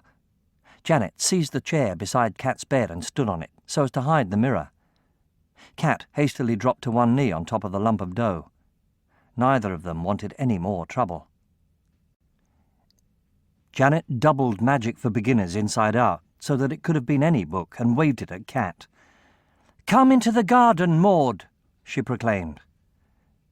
Taking this as an invitation, Miss Bessemer opened the door and came in. She was carrying an armful of things, with a chipped teapot hanging off one finger. "The furnishings I promised you, loves," she said. "Oh," said Janet. "Oh, thanks very much. We were just having a poetry reading, you know." "And I made sure you were talking to me," Miss Bessemer said, laughing. "My name's Maud." "Will these be all right on the bed?" "Yes, thanks," said Cat. Neither of them dared move. They twisted around to watch Miss Bessemer dump the armful on the bed, and still twisted, they thanked her profusely. As soon as Miss Bessemer had gone, they dived to see if by any blessed chance any of the pile was valuable. Nothing was. As Janet said, if they really had wanted to play houses, 2 stools and an old carpet would have been just the thing, but from a selling point of view, they were just a dead loss. "It was kind of her to remember," Cat said, as he packed the heap into his cupboard. "Except that now we'll have to remember to play houses with them," Janet said morosely, "as if we hadn't enough to do. Now I will get this mirror down, I will." But the mirror refused to come down. Janet tried all 3 spells in both books, and it still stayed hanging in the air level with her head. "You try, Cat," said Janet. "We can't leave it there." Cat roused himself from gloomily staring at the ball of dough. It was still round. There was no sign that he had knelt on it, and that alarmed him. He knew it must be a very strong charm. But when Janet appealed to him, he sighed and reached up to pull the mirror down. His experience with Julia had taught him that a simple spell could usually be broken quite simply. The mirror refused to descend an inch. But it slid about in the air. Cat was interested. He hung on to it with both hands, pushed off with his feet, and went travelling across the room in a most agreeable way. "That looks fun," said Janet. "It is," said Cat. "You try." This ends Disc 4. Charmed Life, Disc 5. They played with the mirror for some time after that. It could go as fast as they could push it, and it took the weight of both of them easily. Janet discovered that the best ride was to be had by standing on the chest of drawers and jumping. Then, providing you kept your feet up, you could swing across the room and land on Cat's bed. They were whirling together across the carpet, tangled up and laughing a good deal, when Roger knocked at the door and came in. "I say, that's a good idea," he said. "We've never thought of that. Can I have a go?" "And I met a peculiar cross-eyed man in the village, Gwendolyn, and he gave me this letter for you." Cat dropped off onto the carpet and took the letter. It was from Mr. Nostrum. Cat recognised the writing. He was so pleased that he said to Roger, "Have 20 goes if you want," and rushed up to Janet with the letter. "Read it quick. What does it say?" Mr. Nostrum could get them out of their troubles. He might not be much of a necromancer, but he was surely able to turn Cat into a flea if Janet asked him nicely. He would certainly have a charm that could make Cat look as if he could do magic. And though Mr. Nostrum was not rich, his brother William was. He could lend Cat £20 if he thought he was helping Gwendolyn. Cat sat on the bed beside Janet and they read the letter, while Roger trundled about the room, dangling from the mirror and chuckling placidly at what fun it was. Mr. Nostrum wrote, "My dear and favourite pupil, I am here domiciled at the White Hart Inn. It is most important, I repeat, of the utmost importance, that you come to me here on Saturday afternoon, bringing your brother to be briefed by me. Your affectionate and proud teacher, Henry Nostrum." At this, Janet looked nervous and mystified, and moaned gently. "I hope it's not bad news," Roger said, sailing past with his feet hooked up behind him. "No, it's the best news we could have had," Cat said. He dug Janet in the ribs to make her smile. She smiled dutifully, but he could not make her see that it was good news, even when he had a chance to explain. "If he taught Gwendolyn, he'll know I'm not her," she said. "And if he doesn't know, he won't understand why you want to be turned into a flea. It is an odd thing to go and ask, even in this world. And he'd want to know why I couldn't do it to you. Couldn't we tell him the truth?" "No, because it's Gwendolyn he's fond of," Cat explained. Something told him that Mr. Nostrum would be almost as little pleased as Chrestomanci to find that Gwendolyn had departed for another world. And he's got some kind of plans for her. "Yes, this briefing," Janet said irritably. "He obviously thinks I know all about it. If you ask me, Cat, it's just one more damned thing." Nothing could convince Janet that salvation was at hand. Cat was quite sure that it was. He went to sleep rejoicing and woke up happy. He still felt happy, even when he trod on the lump of dough and it was cold and frog-like under his foot. He covered it up with magic for beginners. Then he had to turn his attention to the mirror. It would keep drifting out into the middle of the room. Cat had to tether it to the bookcase with his Sunday bootlace in the end. He found Janet less happy than ever. Julia's latest idea was a mosquito. It met Janet as she came into breakfast, and it kept with her, whining in and biting all through lessons until Cat swatted it with his arithmetic book. What with this and nasty looks from both Julia and Mary, and then having to meet Mr. Nostrum, Janet became both peevish and miserable. "It's all right for you," she said morbidly as they tramped down the avenue on their way to the village that afternoon. "You've been brought up with all this magic and you're used to it. But I'm not. And what scares me is that it's forever. And it scares me even more that it isn't forever. Suppose Gwendolyn gets tired of her new world and decides to move on again. When that happens, off we shall be dragged, a whole string of us doubles, and I'll be having to cope in her world, and you'll have all your troubles over again with a new one." "Oh, I'm sure that won't happen," Cat said, rather startled at the possibility. "She's bound to come back soon." "Oh, is she?" said Janet. They came through the gates, and again mothers snatched children out of their sight, and the village green emptied as they reached it. "I wish I was back at home," Janet wailed, almost in tears at the way everyone ran away. Chapter 13. They were ushered into a private parlour in the White Hart. Mr. Henry Nostrum rolled pompously to meet them. "My dear young friends!" He put his hands on Janet's shoulders and kissed her. Janet started backwards, knocking her hat over one ear. Cat was a little shaken. He had forgotten Mr. Nostrum's seedy, shabby look, and the weird effect of his wandering left eye. "Sit down, sit down," said Mr. Nostrum heartily. "Have some ginger beer." They sat down. They sipped ginger beer, which neither of them liked. "What do you want me for, as well as Gwendolyn?" Cat asked. "Because," said Mr. Nostrum, "to come straight to the point and not to beat about the bush, we find, as we rather feared we would, that we are quite unable to make use of those 3 signatures which you were kind enough to donate to me for services rendered in the tuition line. The person who inhabits that castle yonder, whose name I disdain to say, signs his name under unbreakable protections. You may call it prudent of him, but I fear it necessitates our using Plan 2, which was why, my dear Cat, we were so glad to arrange for you to live at the castle."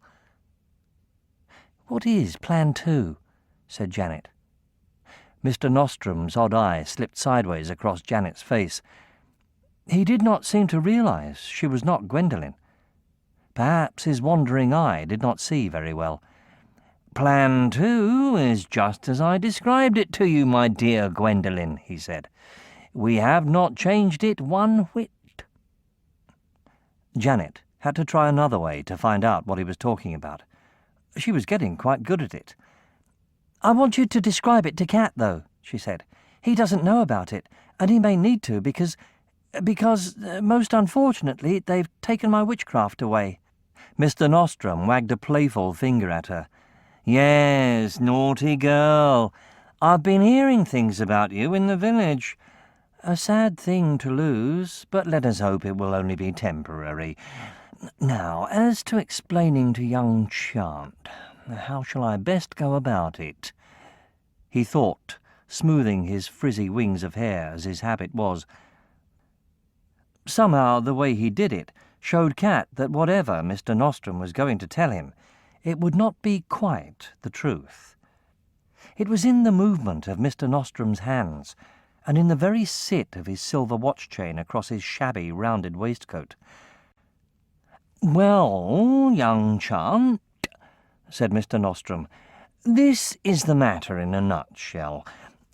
There is a group, a clique, a collection of people headed by the master of the castle, who are behaving very selfishly in connection with witchcraft. They are keeping all the best things to themselves, which of course makes them very dangerous, a threat to all witches and a looming disaster to ordinary people. For instance, take dragon's blood. You know that it is banned. These people, with that person at their head, had it banned, and yet, mark this well, young Chant, they use it daily themselves. And, here is my point, they keep tight control of the ways to get to the worlds where dragon's blood comes from. An ordinary necromancer like myself can only get it at great risk and expense, and our exotic suppliers have to endanger themselves to get it for us.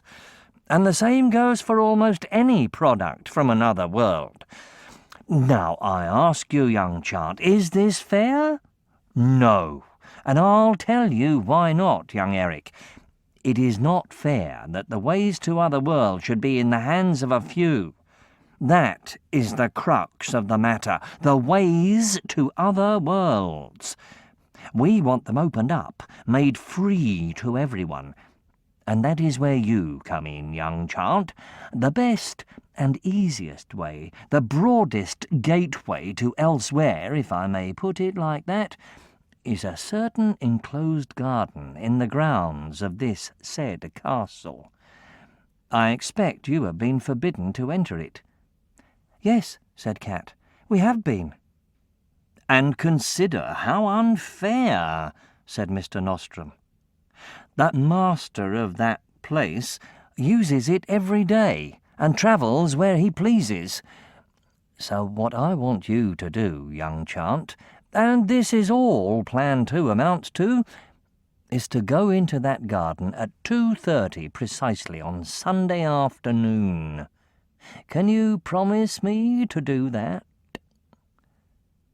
"What good would that do?" asked Cat. "It would break the seal of enchantment these dastardly persons have set on the gateways to elsewhere," Mr. Nostrum said. "I've never quite understood," Janet said, with a very convincing wrinkle in her forehead, "how Cat could break the seals just by going into the garden." Mr. Nostrum looked a little irritated. "By being an ordinary innocent lad, of course. My dear Gwendolyn, I have stressed to you over and over again the importance of having an innocent lad at the centre of Plan 2. You must understand." "Oh, I do," Janet said hastily. "And has it to be this Sunday at 2:30? "As ever is," said Mr. Nostrum, smiling again. "It's a good, strong time. Will you do that for us, young Chant? Will you, by this simple act, set your sister and people like her free to do as they need in the practice of magic?" "I'll get into trouble if I'm caught," said Cat. "A bit of boyish cunning will see you through. Then, never fear, we'll take care of you afterward," Mr. Nostrum persuaded. "I suppose I can try," said Cat. "But do you think you can help me a bit in return? Do you think your brother could very kindly lend us £20 by next Wednesday?" A vague, though affable, look affected Mr. Nostrum's left eye. It pointed benevolently to the farthest corner of the parlour. "Anything you please, dear boy. Just get into that garden, and the fruits of all the worlds will be yours for the picking." "I need to be a flea half an hour later, and I want to look as if I can do magic on Monday," said Cat. "That's all I need, apart from the £20. "Anything. Just get into that garden for us," said Mr. Nostrum expansively. With that, it seemed Cat and Janet had to be content. Cat made several efforts to fix Mr. Nostrum in a definite promise, but all he would say was, "Just get into that garden." Janet looked at Cat, and they got up to go. "Let us gossip," suggested Mr. Nostrum. "I have at least 2 items of interest to you." "We haven't time," Janet lied firmly. "Come on, Cat." Mr. Nostrum was used to Gwendolyn being equally firm. He got up and led them to the inn door like royalty, and waved to them as they went out onto the green. "I'll see you on Sunday," he called after them. "No, you won't," Janet whispered. Keeping her head down so that Gwendolyn's broad hat hid her from Mr. Nostrum, she whispered to Cat, "Cat, if you do one thing that unbelievably dishonest man wants, you'll be a fool. I know he told you a pack of lies. I don't know what he's really after, but please don't do it." "I know," Cat was beginning, when Mr. Baslam got up from a bench outside the White Hart and shambled after them. "Wait," he puffed, rolling beer fumes over them. "Young lady, young sir, I hope you're bearing in mind what I said to you.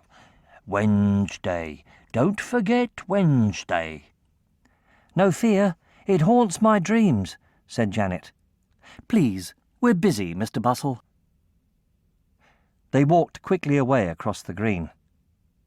The only other living soul in sight was Will Saggins, who came out of the backyard of the bread shop in order to stare meaningly after them. "I think I've got to do what he wants," Cat said. "Don't," said Janet, "though I must say I can't see what else we can do." "About the only thing left is running away," said Cat. "Then let's do that, at once," said Janet. They did not exactly run. They walked briskly out of the village on the road Cat thought pointed nearest to Wolvercote.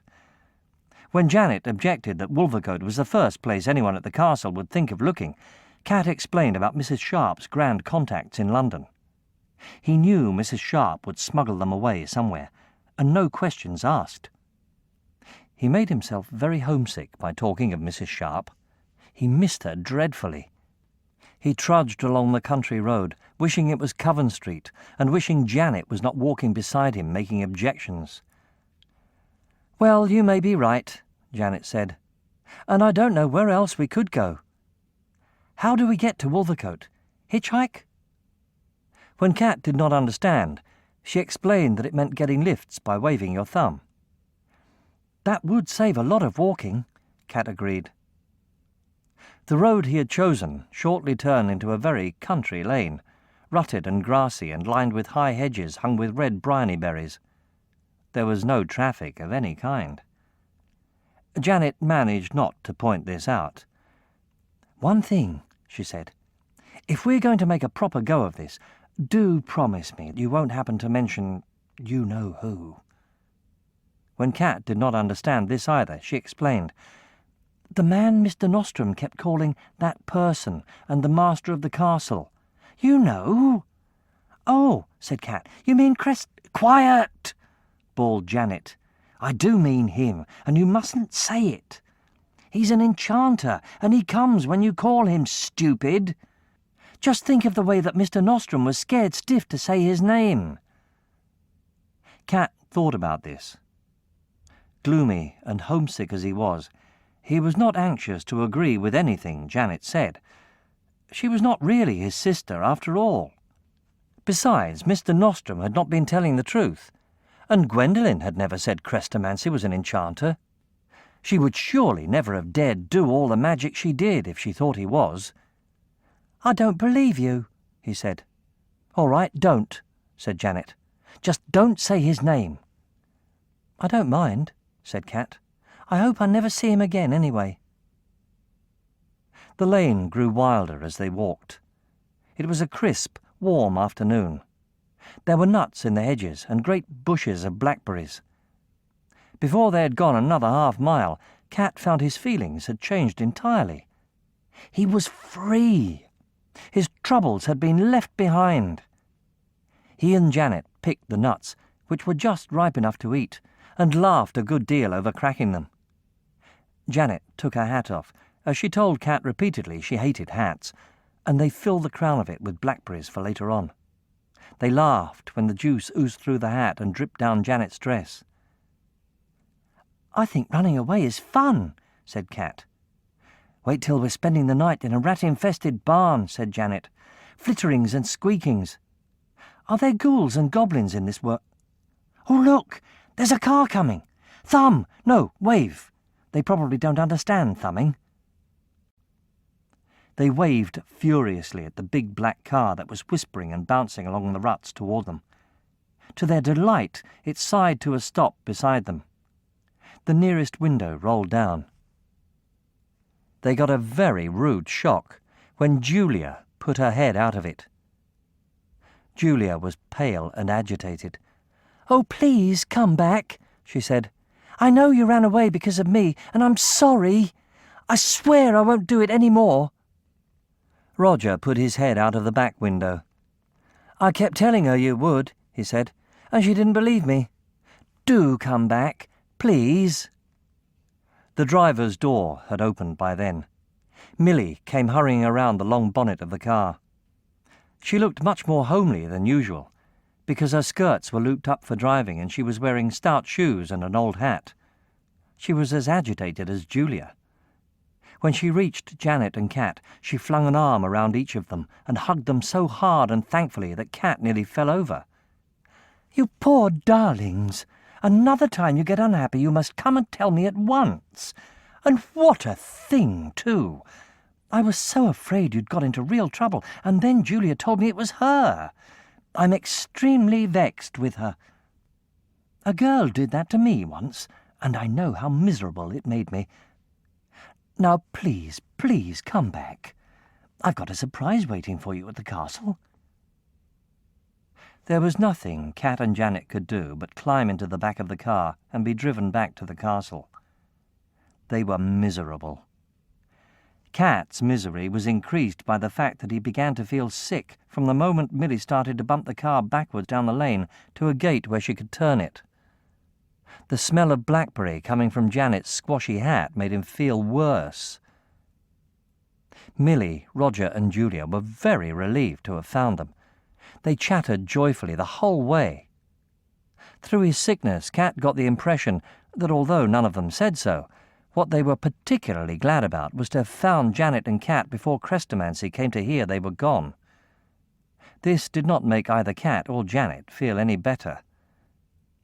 In 5 minutes, the car had whispered up the avenue and stopped at the main door of the castle. The butler opened it for them, just, Cat thought sadly, as Gwendolyn would have wished. The butler, furthermore, ceremoniously took Janet's leaking hat away from her. "I'll see that these get to cook," he said. Millie told Janet that her dress would just pass muster and hurried them to what was called the little drawing-room, "which means, of course, that it's a mere 70 feet square," she said. "Go in. Tea will be there for you." They went in. In the middle of the big, square room, a wispy, skinny woman in beaded black clothes was sitting nervously on the edge of a gilded chair. She jumped around when the door opened. Cat forgot he felt sick. "Mrs. Sharp!" he shouted, and ran to hug her. Mrs. Sharp was overjoyed in spite of her nervousness. "It's my cat, then. Here, stand back, let me look at you. And you too, Gwendolyn, love. My word, you do wear fine clothes to go playing about in. You're fatter, Cat. And Gwendolyn, you've gone thin. I can understand that, dear, believe me. And would you just look at the tea they brought for the three of us?" It was a marvellous tea, even better than the tea on the lawn. Mrs. Sharp, in her old greedy way, settled down to eat as much as she could, and to gossip hard. "Yes, we came up on the train yesterday, Mr. Nostrum and me. After I got your postcard, Cat, I couldn't rest till I had a look at you both, and seeing as how my contacts and other things have been paying nicely, I felt I owed it to myself. They treated me like royalty when I turned up here at the door, too. I can't fault them. But I wish I cared for it in this castle. Tell me, Gwendolyn, love, does it get you like it gets me?" "How does it get you?" Janet asked cautiously. "I'm nerves all over," said Mrs. Sharp. "I feel weak and jumpy as a kitten. And that reminds me, Cat, but I'll tell you later. It's so quiet here. I kept trying to think what it was before you came, and you were a long time, my loves. And at last it came to me. It's an enchantment, that's what it is. A terrible strong one, too, against us witches. I said, this castle does not love witches, that's what it is. And I felt for you, Gwendolyn. Make him send you to school away somewhere. You'd be happier." She chattered on. She was delighted to see them both, and she kept giving Cat particularly proud and affectionate looks. Cat thought she had convinced herself she had brought him up from a baby. After all, she had known him since he was born. "Tell us about Coven Street," he said yearningly. "I was coming to that," said Mrs. Sharp. "You remember Miss Larkins, bad-tempered girl with red hair who used to tell fortunes? I never thought much of her myself, but someone did. She's been set up by a grateful client in a salon in Bond Street. Coven Street's not good enough for her any more. The luck some people have. But I've had a stroke of luck myself, too. I told you in my letter, didn't I, Cat, about being given £5 for that old cat you turned our cat's fiddle into, Gwendolyn? Well, he was ever such a funny little man who bought him. While we were waiting to catch the old cat, you know how he never would come if you wanted him, this little man kept at me, telling me all about stocks and shares and capital investment and such like, things I never could understand. He told me what I ought to be doing with that £5 he was giving me, and making my head go around with it. Well, I didn't think too much of it, but I thought I'd have a go. And I did what he said, as far as I could remember. And do you know, that £5 has brought in 100. £100 he got me. He must have been a financial wizard, Janet said. She meant it as a joke to cheer herself up. She needed cheering up for several reasons. But Mrs. Sharp took her literally. "He was, my dear. You're always so clever. I know he was because I told Mr. Nostrum, and Mr. Nostrum did exactly what I did with £5 of his own, or it may have been more. And he lost every penny of it. And another thing." Cat watched Mrs. Sharp as she chattered on. He was puzzled and sad. He was still just as fond of Mrs. Sharp, but he knew it would have been no use whatsoever running away to her. She was a weak, dishonest person. She would not have helped them. She would have sent them back to the castle and tried to get money out of Crestomancy for doing it. And the London contacts she was boasting of at that moment were just boasts. Cat wondered how much he had changed inside, and why he had, enough to know all this. But he did know, just as surely as if Mrs. Sharp had turned around in her gilded chair and assured him of it herself. And it upset him. As Mrs. Sharp came to the end of the food, she seemed to become very nervous. Perhaps the castle was getting her down. At length she got up and took a nervous trot to the distant window, absent-mindedly taking her teacup with her. "Come and explain this view," she called. "It's so grand I can't understand it." Cat and Janet obligingly went over to her, whereupon Mrs. Sharp became astounded to find she had an empty teacup in her hand. "Oh, look at this," she said, shaking with nervousness. "I'll be carrying it away with me if I'm not careful." "You'd better not," said Cat. "It's bound to be charmed. Everything you take outside shuts where it came from." "Is that so?" All of a flutter, Mrs. Sharp passed Janet her cup and followed it up, very guiltily, with 2 silver spoons and the sugar tongs out of her handbag. "There, dear. Would you mind taking those back to the table?" Janet set off across the yards of carpet, and as soon as she was out of hearing, Mrs. Sharp bent and whispered, "Have you talked to Mr. Nostrum, Cat?" Cat nodded. Mrs. Sharp at once became nervous in a much more genuine way. "Don't do what he says, love," she whispered. "Not on any account, do you hear me? It's a wicked, crying shame, and you're not to do it." Then, as Janet came slowly back, slowly because she could see Mrs. Sharp had something private to say to Cat, Mrs. Sharp burst out artificially, "Oh, those great immemorial oaks! They must be older than I am." "They're cedars," was all Cat could think of to say. "Well, that was a nice tea, my loves, and lovely to see you," said Mrs. Sharp. "And I'm glad you warned me about those spoons. It's a mean, wicked trick enchanting property, I always think. I must be going now. Mr. Nostrum's expecting me." And go Mrs. Sharp did, through the castle hall and away down the avenue with such speed that it was clear she was glad to go. "You can see the castle really upsets her," Janet said, watching Mrs. Sharp's trotting black figure. "There is this quiet. I know what she means. But I think it's cheerful, or it would be if everything else wasn't so miserable. Cat, it would have been no good running away to her, I'm afraid." "I know," said Cat. "I thought you did," said Janet. She was wanting to say more, but they were interrupted by Roger and Julia. Julia was so contrite and trying so hard to be friendly that neither Janet nor Cat had the heart to go off on their own. They played with hand mirrors instead. Roger fetched the mirror tethered to Cat's bookcase and collected his own and Julia's and Gwendolyn's too.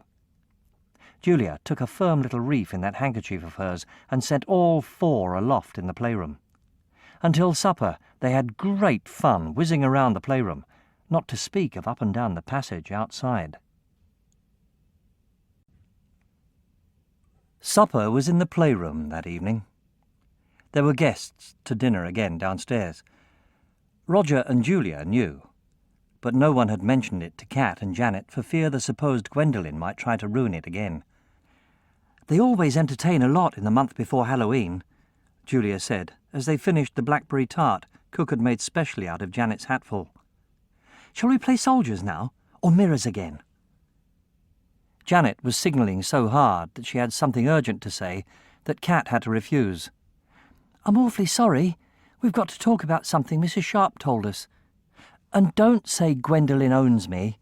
It's not that at all." "We forgive you," Roger said. "We might forgive Gwendolyn too, with luck." "We'll come back when I've said it," said Janet. They hurried along to her room, and Janet locked the door in case Euphemia tried to come in. "Mrs. Sharp said I wasn't on any account to do what Mr. Nostrum says," Kat told her. "I think she came specially to tell me." "Yes, she's fond of you," said Janet. Oh, drat!" She clasped her hands behind her back and marched up and down with her head bent. She looked so like Mr. Saunders teaching that Kat started to laugh. "Bother!" said Janet. "Bother, bother, bother, bother, bother, bother, bother!" She marched some more. "Mrs. Sharp is a highly dishonest person, almost as bad as Mr. Nostrum, and probably worse than Mr. Bistro. So if she thinks you oughtn't to do it, it must be bad. What are you laughing about?" "You keep getting Mr. Baslam's name wrong," said Kat. "He doesn't deserve to have it got right," Janet said, marching on. "Oh, confusticate Mrs. Sharp! After I saw she wasn't any good for any kind of help, I was in such despair that I suddenly saw the ideal way out, and she stopped it. You see, if that garden is a way to go to other worlds, you and I could go back to my world, and you could live there with me. Don't you think that was a good idea? You'd be safe from Chrestomanci and Mr. Baslam, and I'm sure Will Saggins couldn't turn you into a frog there either, could he?" "No," Kat said dubiously, "but I don't think Mr. Nostrum was telling quite the truth. All sorts of things could be wrong." "Don't I know it?" said Janet, "especially after Mrs. Sharp. Mum and Dad would be another difficulty too, though I'm sure they'd like you when they understood. They must be fearfully puzzled by my dear replacement by now, as it is. And I did have a brother who died when he was born, so perhaps they'd think you were his dear replacement." "That's funny," said Kat. "I nearly died being born too." "Then you must be him," said Janet, swinging around at the end of her march. "They'd be delighted, I hope. And the best of it would have been that Gwendolyn would have been dragged back here to face the music, and serve her right. This is all her fault." "No, it isn't," said Kat. "Yes, it is," said Janet. "She did magic when she was forbidden to, and gave Mr. Blastoff dud earrings for something she wasn't supposed to have anyway, and dragged me here, and turned Euphemia into a frog, and got you into an even worse mess than I'm in. Will you stop being so loyal for a moment and notice?" "It's no good getting angry," said Kat, and he sighed. He missed Gwendolyn even more than he had missed Mrs. Sharp. Janet sighed too, but with exasperation. She sat down at the dressing table with a thump and stared into her own cross face. She pushed its nose up and crossed her eyes. She had been doing this every spare minute. It relieved her feelings about Gwendolyn a little. Kat had been thinking. "I think it's a good idea," he said dolefully. "We'd better go to the garden. But I think you need some kind of magic to go to another world." "Thus we find ourselves stumped," said Janet. "It's dangerous, and we can't anyway. But they'd taken Gwendolyn's witchcraft away, and she did it. How? That's been puzzling me a lot." "I expect she used dragon's blood," said Kat. "She still had that. Mr. Saunders has a whole jar of dragon's blood up in his workshop." "Why didn't you say so?" Janet yelled, jumping around on her stool. She really might have been Gwendolyn. At the sight of her fierce face, Kat missed Gwendolyn more than ever. He resented Janet. She had been ordering him about all day. Then she tried to make out it was all Gwendolyn's fault. He shrugged mulishly and went very unhelpful. You didn't ask. But can you get some? Maybe, but, Cat added, I don't want to go to another world, really. Janet drew a long, quiet breath and managed not to tell him to stay and be turned into a frog then.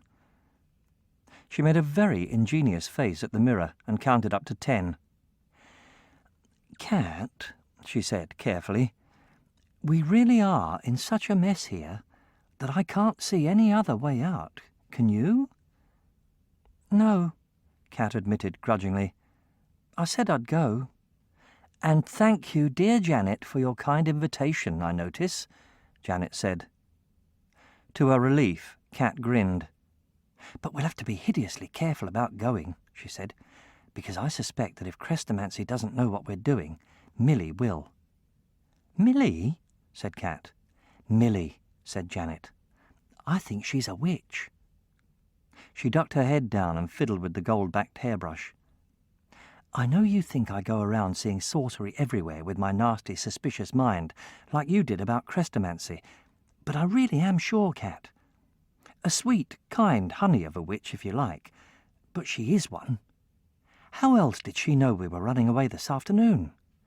Because Mrs. Sharp came and they wanted us, Cat said, puzzled. But we'd only been gone for an hour or so, and we could have been just going blackberrying. We hadn't even taken our night clothes, Janet explained. Now do you see? Though Cat was indeed sure that Janet had an obsession about witchcraft, and he was still feeling sulky and unhelpful, he could not help seeing that Janet had a point. A very nice witch, then, he conceded. I don't mind. But, Cat, you do see how difficult she's going to make it, Janet said. Do you? You know you should be called Mule, not Cat. If you don't want to know a thing, you don't. How did you get to be called Cat, anyway? That was just a joke Gwendolyn made, said Cat. She always said I'd got 9 lives. Gwendolyn made jokes? Janet asked unbelievingly. She stopped with an arrested look and turned stiffly away from the mirror. Not usually, said Cat. Great heavens! I wonder, said Janet.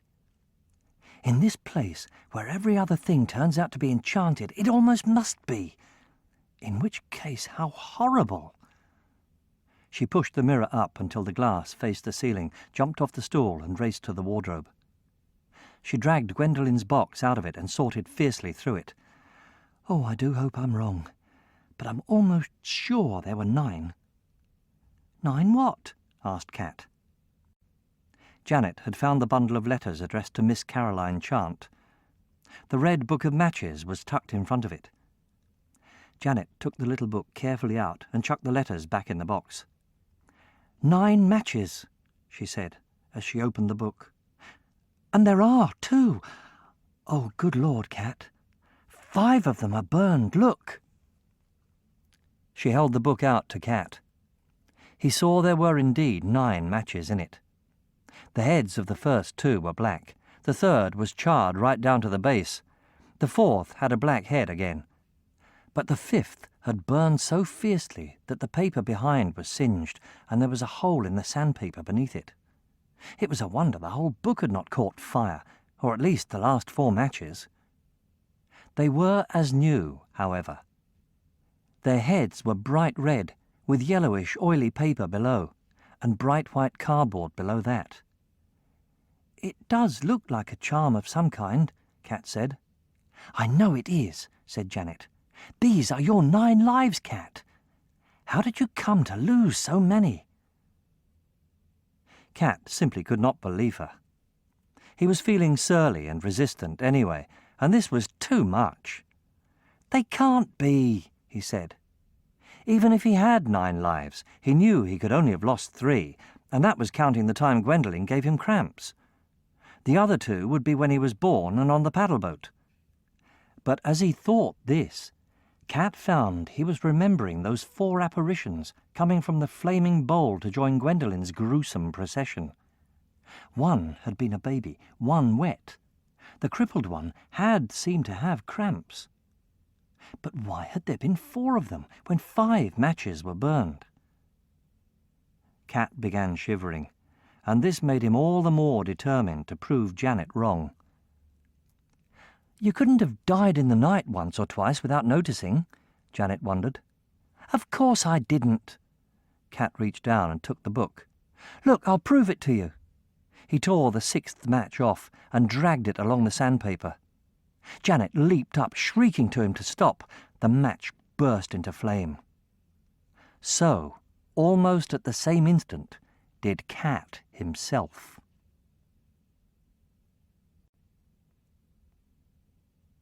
Chapter 14. Cat screamed. Flames burst out of him all over. He screamed again and beat at himself with flaming hands and went on screaming. They were pale, shimmering, transparent flames. They burst out through his clothes and his shoes, his hair, across his face, so that in seconds he was wrapped in pale flame from head to foot. He fell on the floor, still screaming, and rolled there, blazing. Janet kept her presence of mind. She dragged up the nearest corner of the carpet and threw it over Cat. She had heard that this smothered flames. But it did not smother these. To Janet's horror, the pale, ghostly flames came straight through the carpet as if it was not there, and played on the black underside of it more fiercely than ever. They did not burn the carpet, nor did they burn Janet's hands as she frantically rolled Cat over in the carpet and then over again. But no matter how much carpet she wrapped around Cat, the flames still came through, and Cat went on blazing and screaming.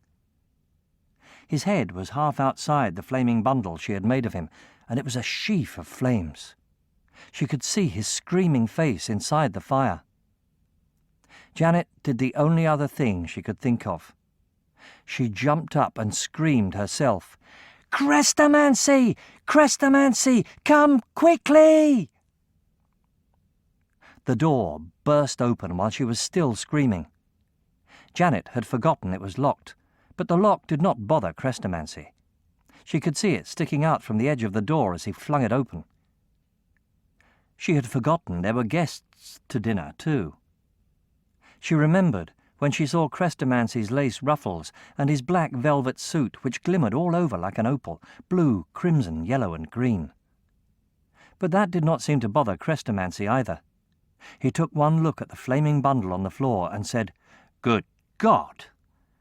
Then he was down on his elegant knees, unwrapping the carpet as frantically as Janet had wrapped it. "I'm awfully sorry. I thought that would help," Janet stammered.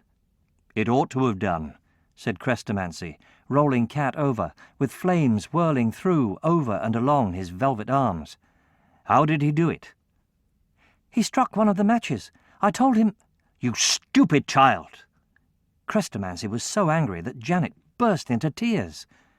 He lugged at the last of the carpet and Cat rolled free, flaming like a straw faggot. He was not really screaming any more. He was making a long, thin noise that had Janet covering her ears. Crestomancy dived into the heart of the flames and found the book of matches. It was tightly clasped in Cat's right hand. "Thank God he didn't have it in the left one," he said. "Go and turn your shower on, quick." Of course, Janet sobbed and raced to do it. She fumbled with the taps and had just got a strong spray of cold water hissing into the sunken blue bath as Crestomancy hurried in carrying Cat in a ball of roaring flame. He dumped Cat down into the bath and held him there, turning him this way and that to get him wet all over. Cat steamed and hissed. The water coming from the spray head shone like water against the sun, golden as the sun itself.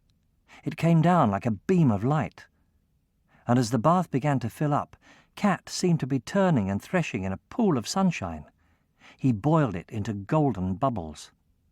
The room filled with steam. Coils of smoke drifted up from the bath, smelling thick and sweet. It was the same smell that Janet remembered from the morning she had first found herself there. As far as she could see through the smoke, Cat seemed to be turning black in the golden pool. But the water was wet. Crestomancy was getting soaked. "Don't you understand?" he said to Janet over his shoulder while he heaved at Cat to keep his head under the spray. You shouldn't go telling him things like this until the castle has had time to work on him. He wasn't ready to understand. You've given him the most appalling shock." "I'm truly enormously sorry," Janet said, crying heavily. "We'll just have to make the best of it," said Crestomanci.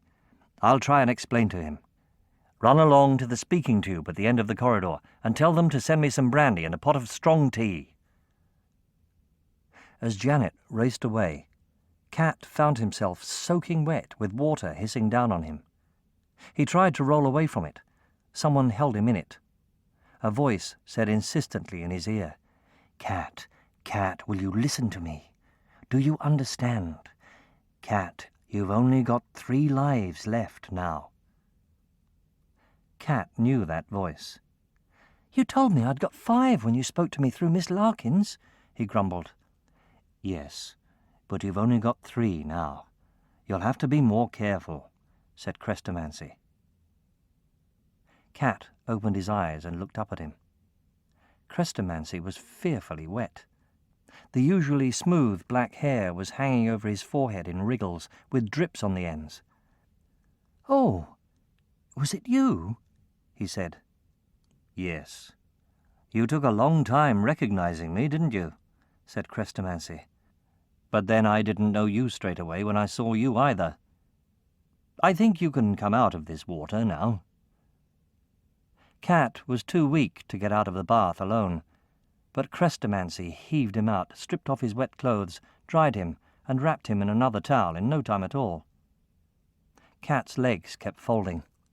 "Up you come," said Crestomanci, and carried him again to the blue velvet bed and tucked him in it. "Better now, Cat?" Cat lay back, limp but luxurious, and nodded. "Thanks. You've never called me Cat before." "Perhaps I should have done. You just might have understood." Crestomanci sat beside the bed looking very serious. "You do understand now?" "The book of matches was my 9 lives," Cat said, "and I've just burned one. I know it was stupid, but I didn't believe it. How can I have 9 lives?" "You have 3, said Crestomanci. "Get that into your head. You did have 9. In some manner, and by someone, they were put into that book of matches. And that book I am now going to put in my secret safe, sealed with the strongest enchantments I know. But that will only stop people using them. It won't stop you losing them yourself." Janet came hurrying in, still tearful but very thankful to be of use. "It's coming," she said. "Thank you," said Crestomanci, and he gave her a long, thoughtful look. Janet was sure he was going to accuse her of not being Gwendolyn, but what he said was, "You may as well hear this too, in order to prevent more accidents." "Can I get you a towel first?" Janet said humbly. "You're so wet." "I'm drying out, thank you," he said, smiling at her. "Now listen. People with 9 lives are very important and very rare. They only happen when, for one reason or another, there are no counterparts of them living in any other world. Then the lives that would have been spread out over a whole set of worlds get concentrated in one person, and so do all the talents that those other 8 people might have had." Cat said, "But I haven't any talents." And Janet said at the same time, "How rare are these people?" "Extremely rare," said Crestomanci. "Apart from Cat, the only other person with 9 lives that I know of on this world is myself." "Really?" Cat was pleased and interested. 9? "I did have 9. I've only got 2 now. I was even more careless than Cat," Crestomanci said. He sounded a little ashamed. "Now I have to take care to keep each life separately in the safest place I can think of. I advise Cat to do the same." Janet's ready brain promptly got to work on this. "Is one life here and the other downstairs having supper at this moment?" Crestomanci laughed. "It doesn't work like that. To Janet's disappointment, Euphemia hurried in with a tray and prevented Crestomanci explaining how it did work. Mr. Saunders came in on Euphemia's heels, still unable to find evening clothes that covered his wrists and ankles. "Is he all right?" Euphemia asked anxiously. "My Will was uttering threats, but if it was him, I'll never speak to him again. And whatever happened to this carpet?" Mr. Saunders was looking at the wrinkled and heaped-up carpet too. "What did it?" he said. "There were surely enough charms in this carpet to stop any kind of accident." "I know," said Crestomanci, "but this was amazingly strong." The two of them looked at one another significantly. Then everyone fussed over Cat. He had a most enjoyable time. Mr. Saunders sat him up on pillows, and Euphemia put him in a nightshirt and then stroked Cat's head, just as if he had never confessed to turning her into a frog. "It wasn't Will," Cat said to her. "It was me." Crestomanci gave him a fierce swig of brandy and then made him drink a cup of sweet tea. Janet had a cup of tea too and felt much better for it. Mr. Saunders helped Euphemia straighten the carpet and then asked if he should strengthen the charms in it. "Dragon's blood might do the trick," he suggested. "Frankly, I don't think anything will," said Crestomanci. "Leave it." He got up and turned the mirror straight. "Do you mind sleeping tonight in Cat's room?" he asked Janet. "I want to be able to keep an eye on Cat." Janet looked from the mirror to Crestomanci, and her face became very pink. She said, "I've been making faces." Crestomanci laughed. Mr. Saunders was so amused that he had to sit on the blue velvet stool. "I suppose it serves me right," said Crestomanci. "Some of the faces were highly original." Janet laughed too, a little foolishly. Cat lay, feeling comfortable and almost cheerful. For a while everyone was there, settling him in. Then there seemed only to be Janet, talking as usual. "I'm so glad you're all right," she said. "Why did I open my big mouth about those matches? I had the dreaded umjams when you suddenly flared up, and when the carpet didn't work, the only thing I could think of was to yell for Crestomanci. I was right. He came before the words were out of my mouth, even though the door was locked. It was still locked when he opened it, but the lock isn't broken because I tried it. So he is an enchanter. And he ruined a suit over you, Cat, and didn't seem to mind. So I think that when he isn't being like freezing fog over the Grampians, he's really very nice. This isn't for the benefit of the mirror, I mean it. I suppose that mirror is the magic equivalent of—" Cat thought he had been meaning to say something about freezing fog in the Grampians, but he drifted away to sleep while Janet talked, feeling snug and cared for. He woke on Sunday morning, quite the opposite, cold and quivering.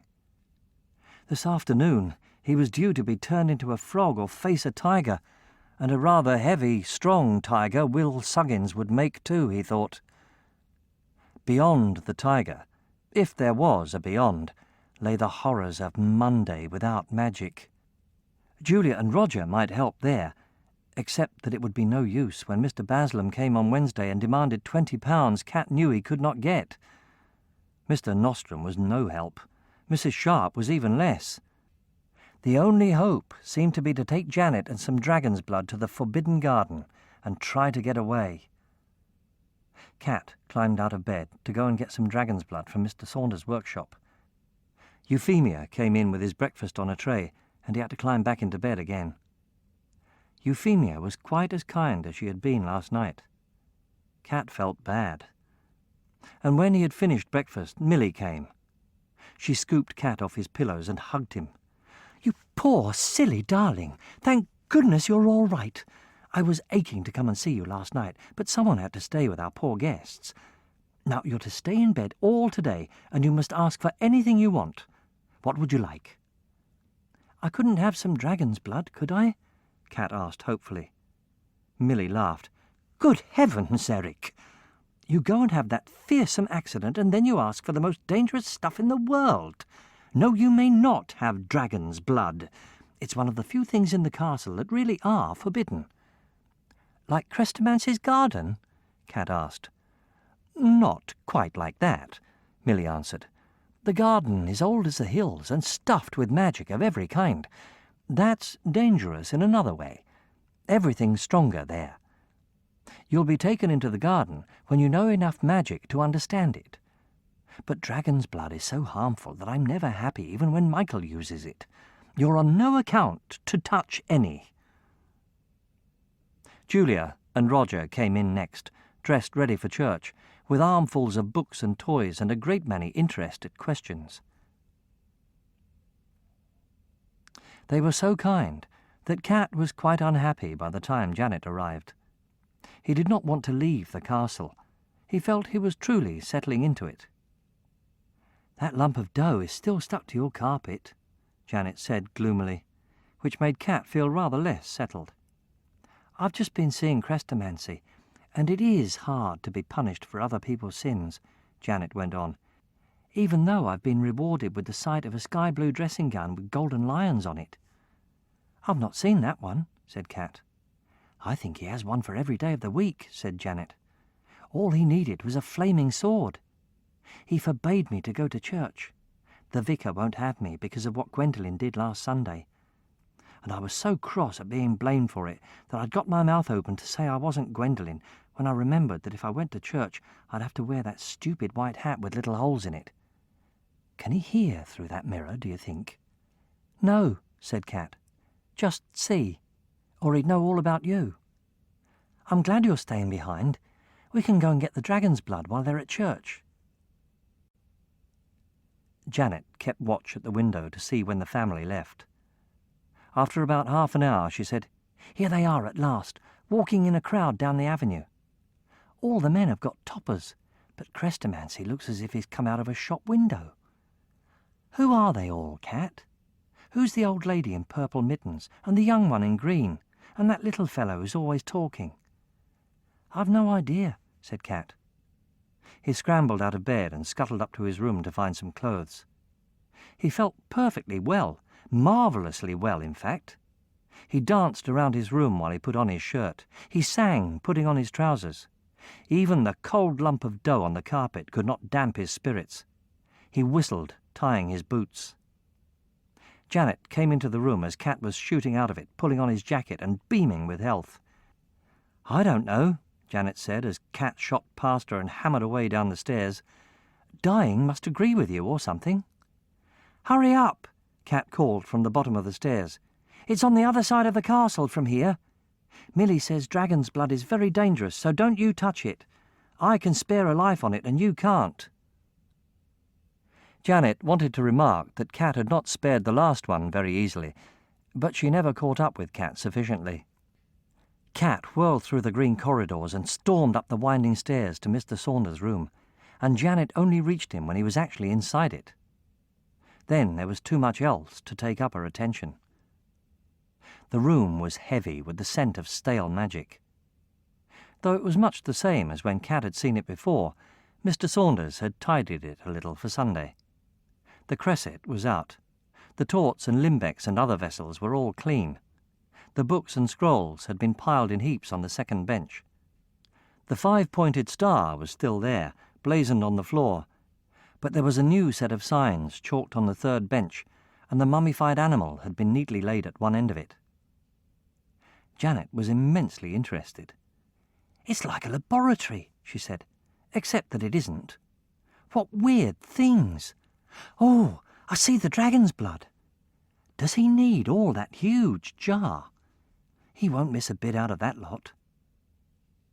There was a rustling at the end of the third bench. Janet's head perked towards it. The mummified creature was twitching and spreading its filmy little wings. "It did that before," said Cat. "I think it's all right." He was not so sure, however, when the creature stretched and got to its dog-like feet, yawning. The yawn showed them dozens of small, sharp teeth, and also let out a cloud of bluish smoke. The creature ran pattering along the bench toward them. The little wings rattled on its back as it came, and 2 small puffs of smoke streamed behind it from its nostrils. It stopped at the edge of the bench to look up at them inquisitively from a melting glitter of golden eyes. They backed nervously away from it. "It's alive," said Janet. "I think it's a small dragon." "Of course I am," said the dragon, which made both of them jump violently. Even more alarming, tiny flames played out of its mouth as it spoke, and they could feel the heat from them where they stood. "I didn't know you could talk," said Cat.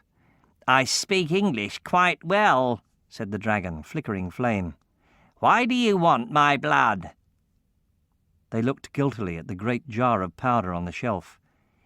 "Is that all yours?" said Cat. "If Mr. Saunders is making it give blood all the time, I think that's rather cruel," Janet said. "Oh, that," said the dragon. "That's powdered blood from older dragons.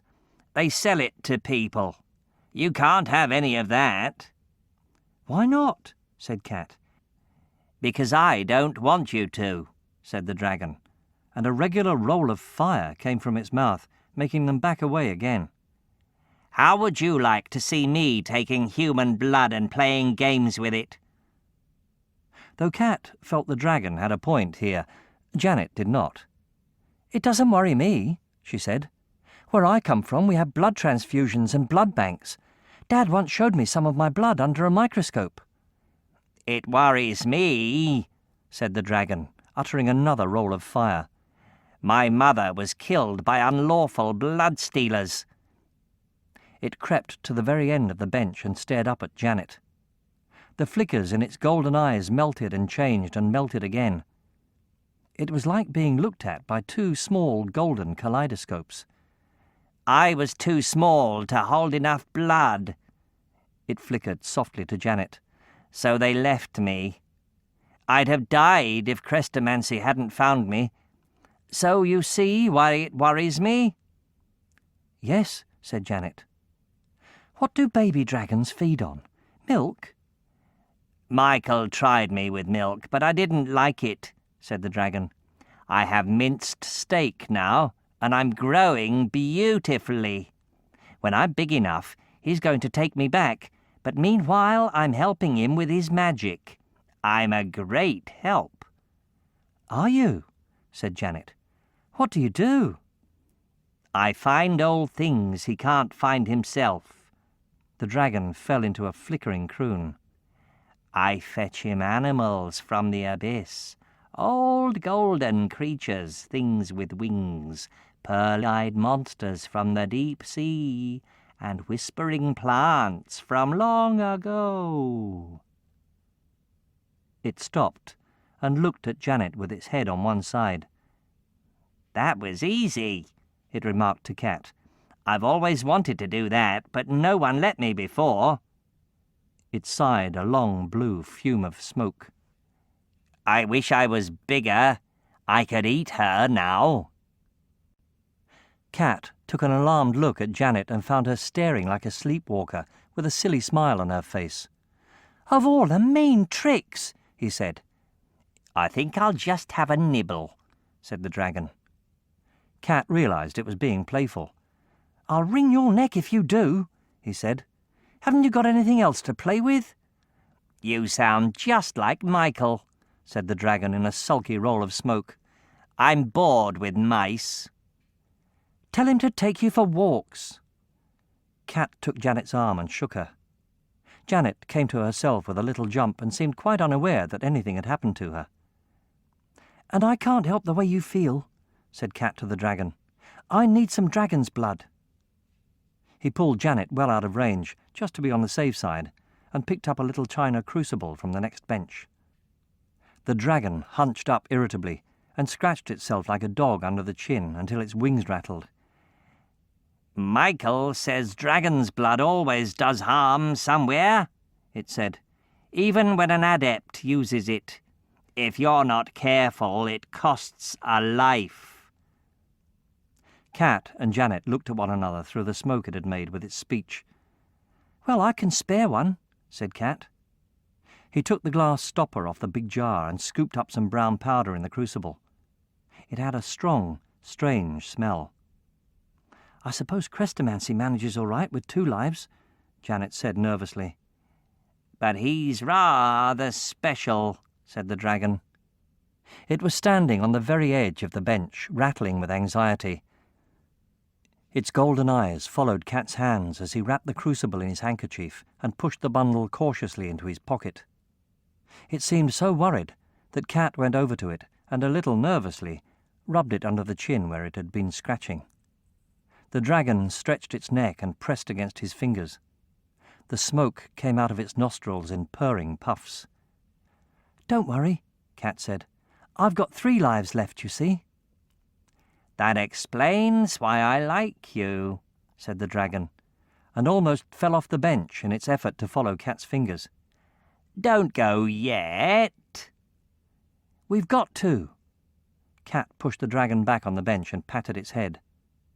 Once he was used to it, he found he did not mind touching its warm, horny hide a bit. "Goodbye." "Goodbye," said the dragon. They left it staring after them like a dog whose master has gone for a walk without it. "I think it's bored," Cat said when he had shut the door. "It's a shame. It's only a baby," said Janet. She stopped on the first turn of the stair. "Let's go back and take it for a walk. It was sweet." Cat was sure that if Janet did any such thing, she would come to herself to find the dragon browsing on her legs. "It wasn't that sweet," he said. "And we'll have to go to the garden straight away now. It's going to tell Mr. Saunders we took some dragon's blood as soon as it sees him." "Yes, I suppose it does make a difference that it can talk," Janet agreed. "We'd better hurry then." Cat walked very carefully through the castle, down and out of doors, and kept a hand on his pocket in case of accidents. He was afraid he might arrive at the forbidden garden with 1 life less. He seemed to have lost 3 of his lives so easily. That kept puzzling him. From the look of those matches, losing life number 5 ought to have been as much of a disaster as losing the 6th one last night. But he had not noticed it go at all. He could not understand it. His lives did not seem to be properly attached to him like ordinary people's. But at least he knew there were no other Cat chance to be dragged into trouble in this world when he left it. This ends Disc 5. Charmed Life, Disc 6. Chapter 15. It was a glorious start of autumn day, with everything green and gold, hot and still. There was not a soul around, and very little sound, except the lonely crunch of Cat's and Janet's feet as they hurried through the formal garden. Halfway through the orchard, Janet said, "If the garden we want looks like a ruined castle, we're going away from it now." Cat could have sworn they were heading straight for it, but sure enough, when he stopped and looked around, the high, sun-soaked old wall was right behind them. And now he came to think of it, he could not remember how he and Gwendolyn had got to it before. They turned back and walked toward the high wall. All they found was the long, low wall of the orchard. There was no gate in it, and the forbidden garden was beyond it. They went along the orchard wall to the nearest gate, whereupon they were in the rose garden, and the ruined wall was behind them again, towering above the orchard. "This couldn't be an enchantment to stop people getting into it, could it?" said Janet, as they plodded through the orchard again. "I think it must be," said Cat. And they were in the formal garden again, with the high wall behind them. "They'll be coming out of church before we found it at this rate," Janet said anxiously. "Try keeping it in the corner of your eye and not going straight to it," said Cat. They did that. They walked slantwise with the garden, not really looking at it. It seemed to keep pace with them. And suddenly they came out somehow beyond the orchard into a steep walled path. Up at the top of it stood the high old wall, with its stairway masked by hollyhocks and bright with snapdragons, breathing warmth out of its crumbling stones into their worried faces. Neither of them dared look straight at the tall ruins, even while they were running up the path. But the wall was still there when they reached the end, and so was the overgrown stair. The stair made a nerve-racking climb. They had to go up it, twice as high as a house, with one side of themselves pressed against the hot stones of the wall and a sheer drop on the other side. The stairs were frighteningly old and irregular, and they grew hotter and hotter. Toward the end, Cat had to keep his head tipped up to the trees hanging over the top of the ruins, because looking anywhere else began to make him dizzy. He had glimpses of the castle in the distance from more angles than he would have thought possible. He suspected that the ruins he was on were moving about. There was a notch in the wall at the top, not like a proper entrance at all. They swung themselves in through it, secret and guilty, and found the ground beyond worn smooth, as if other people had been coming that way for centuries. There were trees, thick and dark and close together. It was wonderfully cool. The smoothly worn path twined among them. Janet and Cat stole along it. As they went, the trees, as closely growing trees often seem to do when you walk among them, appeared to move this way and that and spread into different distances. But Cat was not altogether sure it was only an appearance. One new distance opened into a dell, and then they were in the dell. "What a lovely place," Janet whispered, "but how peculiar." The little dip was full of spring flowers. Daffodils, scillas, snowdrops, hyacinths, and tiny tulips were all growing there in September in the most improbable profusion. There was a slight chill in the dip, which may have accounted for it. Janet and Cat picked their way among these flowers, shivering a little. There were the scents of spring, chilly and heady, clean and wild, but strong with magic. Before they had taken 2 steps, Cat and Janet were smiling gently. Another step, and they were laughing. "Oh, look," said Janet, "there's a cat." It was a large, stripy tom. It stood arched suspiciously behind a clump of primroses, not sure whether to run away or not. It looked at Janet. It looked at Cat.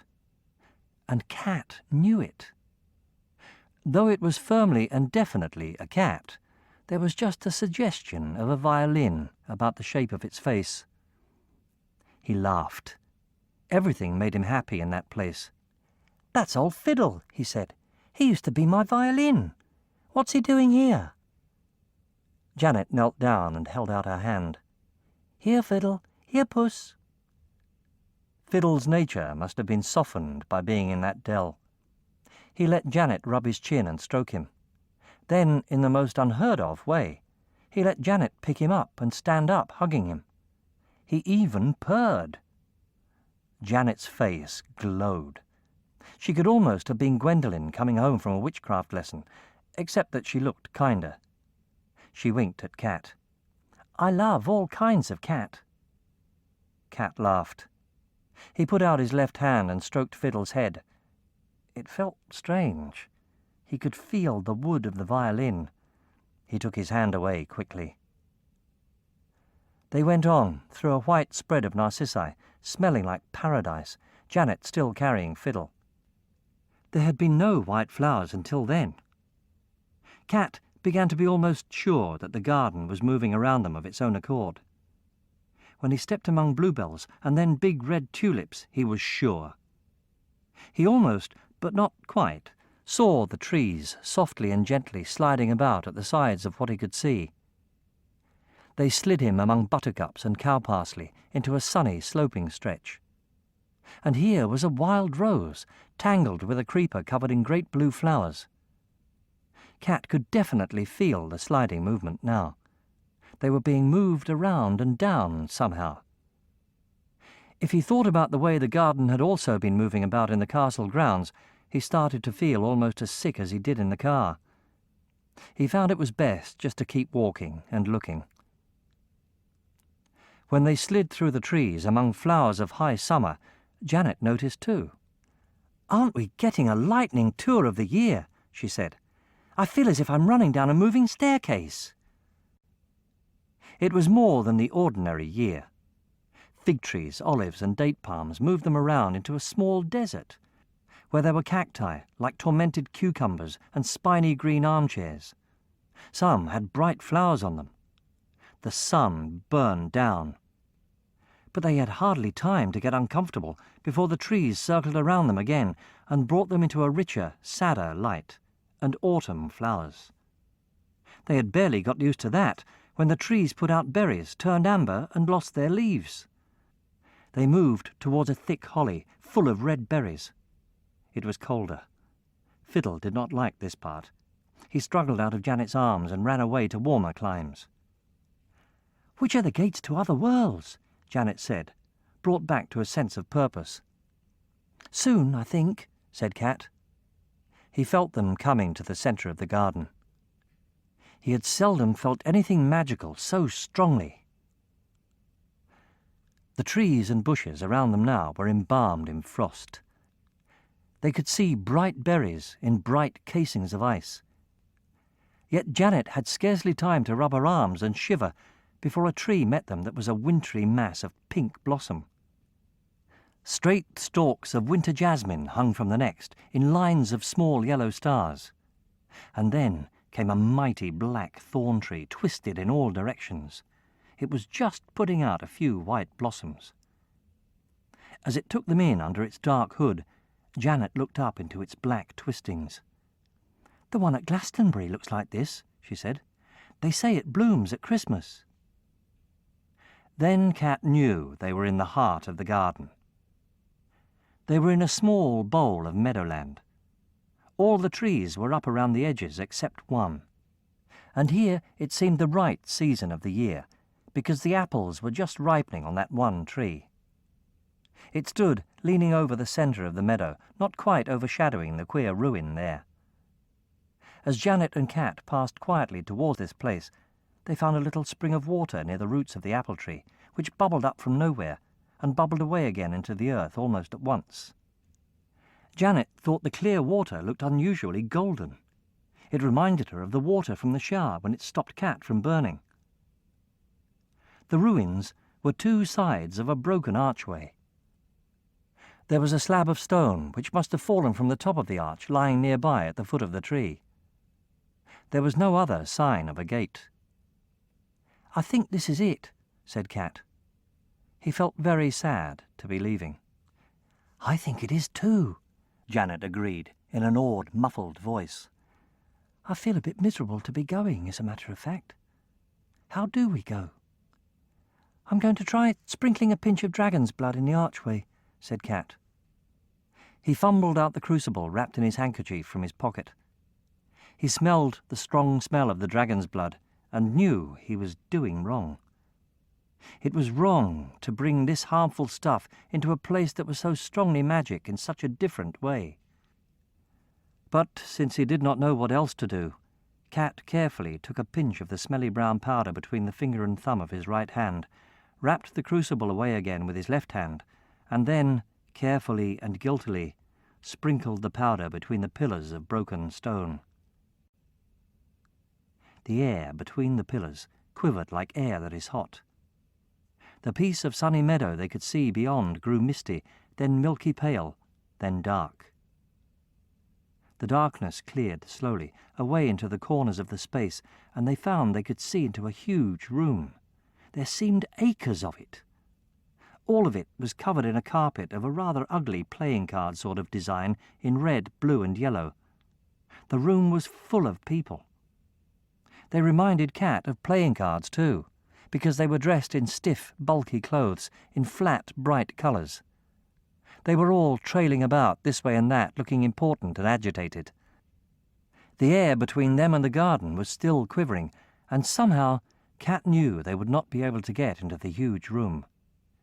"This is not right," said Janet. "Where is it?" Cat was just about to say that he did not know either, when he saw Gwendolyn. She was being carried by, quite near, on a sort of bed with handholds. The 8 men carrying it all wore bulky golden uniforms.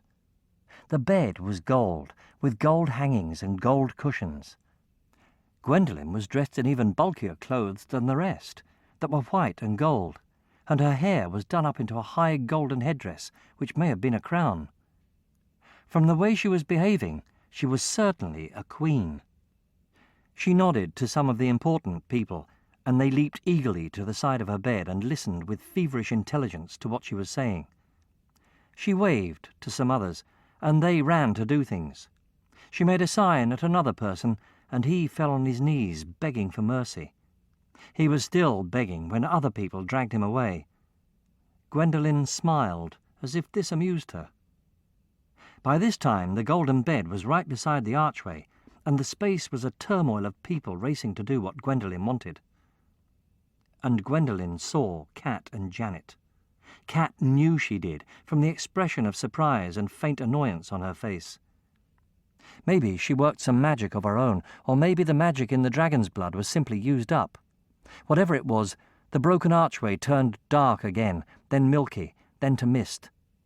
And finally there was nothing but meadow again between the pillars, and the air had stopped shimmering. "That was Gwendolyn," Cat said. "I thought it was," Janet said unappreciatively. "She'll get fat if she has herself carried about like that all the time." "She was enjoying herself," Cat said wistfully. "I could see that," said Janet. "But how do we find my world?" Cat was not at all sure. "Shall we try going round to the other side of the arch?" "Seems reasonable," Janet agreed. She started to walk around the pillars and stopped. "We'd better get it right this time, Cat. You can only afford one more try. Or didn't you lose a life on that one?" "I didn't feel—" Cat began. Then Mr. Nostrum was suddenly standing in the broken arch. He was holding the postcard Cat had sent to Mrs. Sharp, and he was cross and flustered. "My dear boy," he said to Cat, "I told you 2:30, not midday. It was the merest chance that I had my hand on your signature. Let us hope all is not lost." He turned and called over his shoulder, apparently into the empty meadow. "Come on, William. The wretched boy seems to have misunderstood me, but the spell is clearly working. Don't forget to bring the, equipment with you." He stepped out from between the pillars, and Cat backed away before him. Everything seemed to have gone very quiet. The leaves of the apple tree did not stir, and the small, small bubbling from the little spring changed to a soft, slow dripping. Cat had a strong suspicion that he and Janet had done something terrible. Janet was beyond the archway with her hands to her mouth, looking horrified. She was suddenly hidden by the large figure of Mr. William Nostrum, who popped into being from nowhere between the two pillars. He had a coil of rope around one arm, and there were shiny things sticking out of the pockets of his frock coat. His eyes were swivelling in an agitated way. He was a little out of breath. "Premature but successful, Henry," he puffed. "The rest have been summoned." William Nostrum stepped imposingly out beneath the apple tree beside his brother. The ground shook a little. The garden was quite silent. Cat backed away again and found that the little spring had stopped flowing. There was nothing but a muddy hole left. Cat was quite certain now that he and Janet had done something terrible. Behind the Nostrums, other people came hurrying through the broken archway. The first one who came was one of the accredited witches from farther down Coven Street, puce in the face and very startled. She had been to church in her Sunday best, a monster of a hat with fruit and flowers in it, and a black and red satin dress. Most of the people who followed her were in Sunday best too. Warlocks in blue serge and hard hats, witches in silk and bombazine, and hats of all shapes and sizes, respectable-looking necromancers in frock coats like William Nostrum's, skinny sorcerers in black, and quite a sprinkling of impressive wizards who had either been to church in long black cloaks or playing golf in very freckled +4s. They came crowding between the pillars, first by 2s and 3s, and then by 6s and 7s, all a little hasty and startled. Among them, Cat recognised most of the witches and fortune-tellers from Coven Street, though he did not see either Mrs. Sharp or Miss Larkins. But this may have been simply that in no time at all he was being jostled this way and that in the middle of a large and steadily growing crowd. William Nostrum was shouting to each group who hurried through, spread out up the meadow. Surround the gate there. Leave no avenue of escape.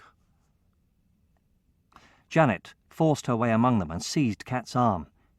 "Cat, what have we done? Don't tell me these aren't all witches and warlocks, because I won't believe you." "Ah, my dear Gwendolyn," said Mr. Henry Nostrum, "Plan 2 is under way." By this time, the sloping sides of the meadow were crowded with witches and warlocks. The ground quivered to their trampling and buzzed with their cheerful conversation. There were hundreds of them, a nodding of garish hats and shiny toppers, like the audience at the opening of a bazaar.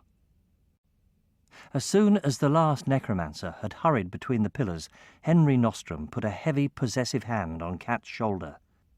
Cat wondered uneasily whether it was just an accident that it was the same hand which held his postcard to Mrs. Sharp.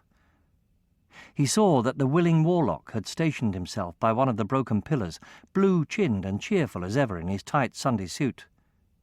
Mr. William Nostrum had put as much of himself as would go behind the other pillar, and, for some reason, he had taken off his heavy silver watch-chain and was swinging it in one hand.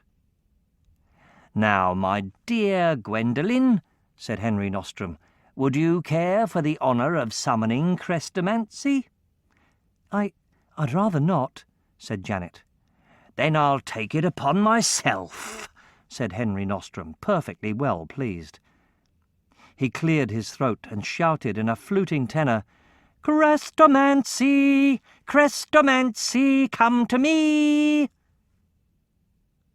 And Crestomancy was standing between the pillars. Crestomancy must have been on his way up the avenue from church. He had his tall grey hat in one hand, and with the other he was in the act of putting his prayer book into the pocket of his beautiful dove-grey coat. The assembled witches and necromancers greeted him with a sort of groaning sigh. Crestomancy blinked around at them in his mildest and most bewildered way. He became even vaguer and more bewildered when he happened to see Cat and Janet. Cat opened his mouth to shout at Crestomancy to go away, but the willing warlock leapt on Crestomancy the moment he appeared. He was growling. His fingernails were growing into claws and his teeth into fangs. Crestomancy stuffed the prayer book into his pocket and turned his vague look on the willing warlock. The willing warlock stood still in mid-air and shrank. He shrank so fast he made a whirring sound. Then he was a small brown caterpillar. He dropped to the grass and wriggled there. But while he was still shrinking, William Nostrum pounced out from behind the other pillar and deftly wrapped his watch-chain around Crestomancy's right hand. "Behind you!" shrieked Cat and Janet. Too late. After barely one wriggle, the caterpillar burst up out of the grass and became the willing warlock again, a little dishevelled, but very pleased with himself. He threw himself on Crestomancy again. As for Crestomancy, it was plain that the watch-chain had somehow disabled him completely. There was a second or so of furious struggle in the archway, while the willing warlock tried to grab Crestomancy in both brawny arms, and Crestomancy tried to get the watch-chain off his wrist using his left hand, and William Nostrum hung on to it fiercely. None of them used any magic, and Crestomancy seemed only able to shoulder the willing warlock weakly aside. After 2 attempts, the willing warlock wrapped his arms around Crestomancy from behind, and William Nostrum dragged a pair of silver handcuffs from his pocket and snapped them on both Crestomancy's wrists. There was a scream of triumph from under the nodding hats of the audience, the scream of true witchcraft, which made the sunlight tremble. Crestomancy, even more dishevelled than the willing warlock, was dragged out from between the pillars. His tall grey hat rolled near Cat's feet, and Henry Nostrum stamped on it with the greatest satisfaction. Cat tried to get out from under Henry Nostrum's hand while he did it, and he found he could not move. Mr. Nostrum had seen to that with Mrs. Sharp's postcard. Cat had to face the fact that he was as helpless as Crestomancy seemed to be. "So it's true," Henry Nostrum said joyously as the willing warlock bundled Crestomancy towards the apple tree. The touch of silver conquers Crestomancy, the great Crestomancy. Yes, isn't it a nuisance? Crestomancy remarked. He was dragged to the apple tree and pushed against it. William Nostrum hurried over to his brother and pulled the watch chain off Henry's bulging waistcoat. 2 silver watch chains from 2 such ample brothers were more than enough to tie Crestomancy to the tree. William Nostrum hastily twisted the ends into 2 charmed knots and stood back, rubbing his hands. The audience screamed eldritch laughter and clapped. Crestomancy sagged as if he were tired. His hair hung over his face, his tie was under his left ear, and there was green from the bark of the tree all over his dove-grey coat. Cat felt somehow ashamed to look at him in that state, but Crestomancy seemed quite composed. "Now you've got me all tied up in silver, what do you propose doing?" he said. William Nostrum's eyes swirled joyfully about. "Oh, the worst we can, my dear sir," he said. "Be assured of that. We're sick of you imposing restraints on us, you see. Why shouldn't we go out and conquer other worlds? Why shouldn't we use dragon's blood? Why shouldn't we be as wicked as we want? Answer me that, sir." "You might find the answer for yourself, if you thought," Crestomancy suggested. But his voice was drowned in the yelling from the assembled witches and necromancers. While they shouted, Janet began edging quietly towards the tree. She supposed Cat dared not move with Henry Nostrum's hand on his shoulder, and she felt someone ought to do something. "Oh, yes," said Henry Nostrum, cock-a-hoop with pleasure. "We are taking the arts of magic into our own hands today. This world will be ours by this evening. Come Halloween, dear sir, we shall be going out to conquer every other world we know. We are going to destroy you, my dear fellow, and your power. But before we do that, of course, we shall have to destroy this garden." Crestomancy looked thoughtfully down at his hands, hanging limply in the silver handcuffs. "I shouldn't advise that," he said. "This garden has things in it from the dawn of all the worlds. It's a good deal stronger than I am. You'd be striking at the roots of witchcraft, and you'd find it shockingly hard to destroy." "Ah," said Henry Nostrum, "but we know we can't destroy you unless we destroy the garden, my wily sir. And don't think we don't know how to destroy the garden." He lifted his free hand and clapped Cat on the other shoulder with it. "The means are here." Janet, at that moment, stumbled over the block of stone that lay in the grass near the apple tree. "Dratitude!" she said, and fell heavily across it. The audience pointed and screamed with laughter, which annoyed her very much. She glared around the circle of Sunday bonnets and hats. "Up you get, dear Gwendolyn," Henry Nostrum said gleefully. "It's young Cat who has to go on there." He put an arm around the helpless Cat, plucked him off the ground and carried him toward the block of stone. William Nostrum bustled up, beaming and uncoiling his rope. The willing warlock bounced up willingly to help too. Cat was so terrified that he managed somehow to break the spell. He twisted out of Henry Nostrum's arms and ran for all he was worth towards the 2 pillars, trying to fetch out his dragon's blood as he ran. It was only a few steps to run, but naturally every witch, warlock, necromancer and wizard there instantly cast a spell. The thick smell of magic coiled around the meadow. Cat's legs felt like 2 lead posts. His heart hammered. He felt himself running in slow motion, slower and slower, like a clockwork toy running down. He heard Janet scream at him to run, but he could not move any longer. He stuck just in front of the ruined archway, and he was stiff as a board. It was all he could do to breathe. The Nostrum brothers and the willing warlock collected him from there and wound the rope around his stiff body. Janet did her best to prevent them. "Oh, please stop! What are you doing?"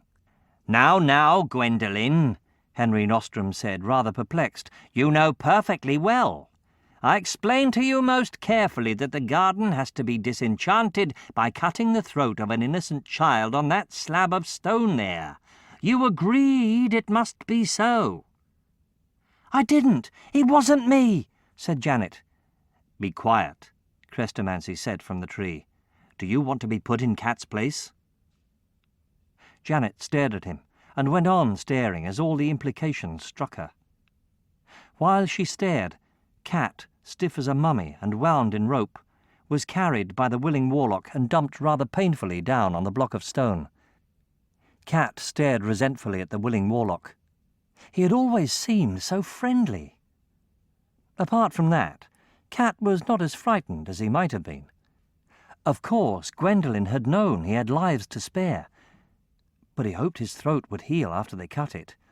He was bound to be very uncomfortable until it did. He turned his eyes up to Janet, meaning to give her a reassuring look. To his astonishment, Janet was snatched away backwards into nothingness. The only thing which remained of her was a yell of surprise. And the same yell rumbled around the meadow. Everyone there was quite as astonished as Cat. "Oh, good," Gwendolyn said from the other side of the stone. "I got here in time." Everyone stared at her.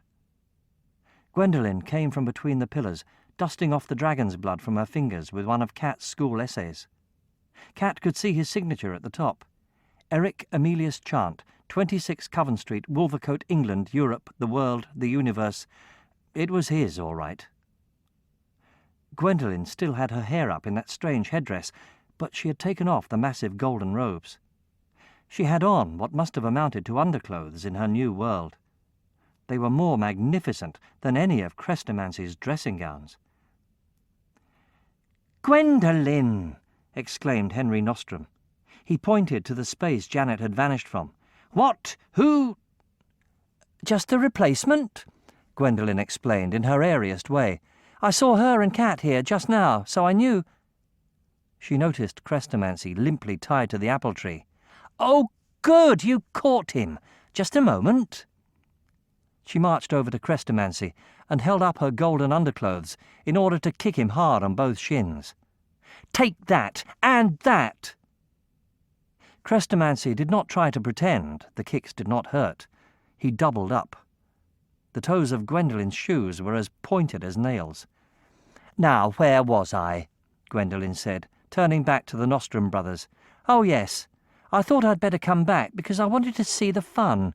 And I remembered I'd forgotten to tell you, Cat has 9 lives.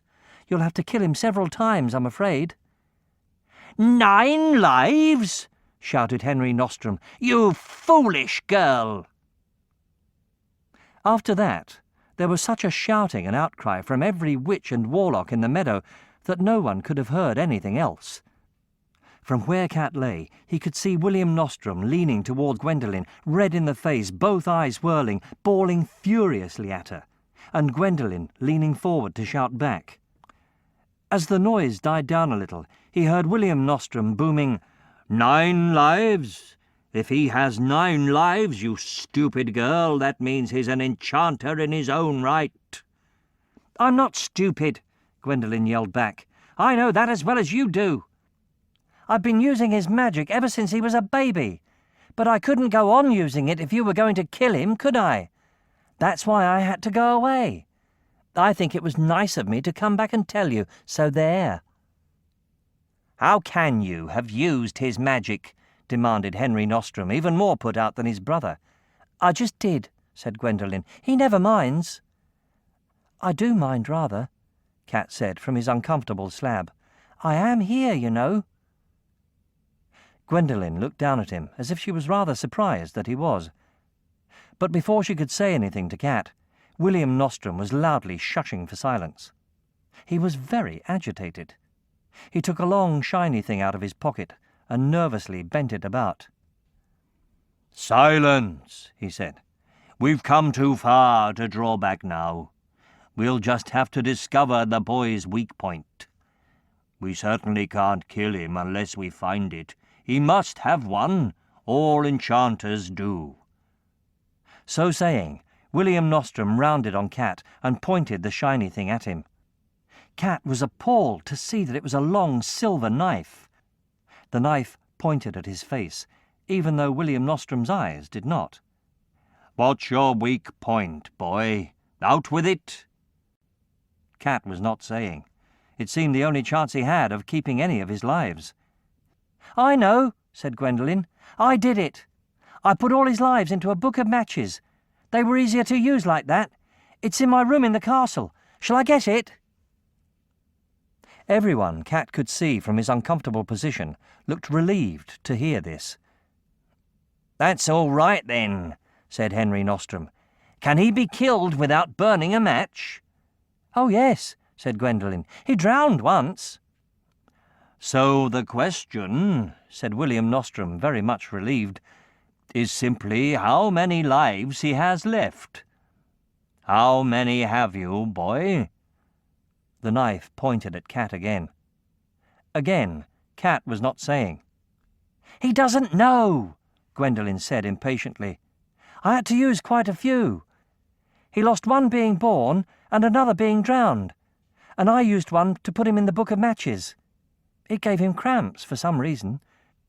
Then that toad tied up in silver there wouldn't give me magic lessons and took my witchcraft away, so I had to fetch another of Cat's lives in the night and make it send me to my nice new world.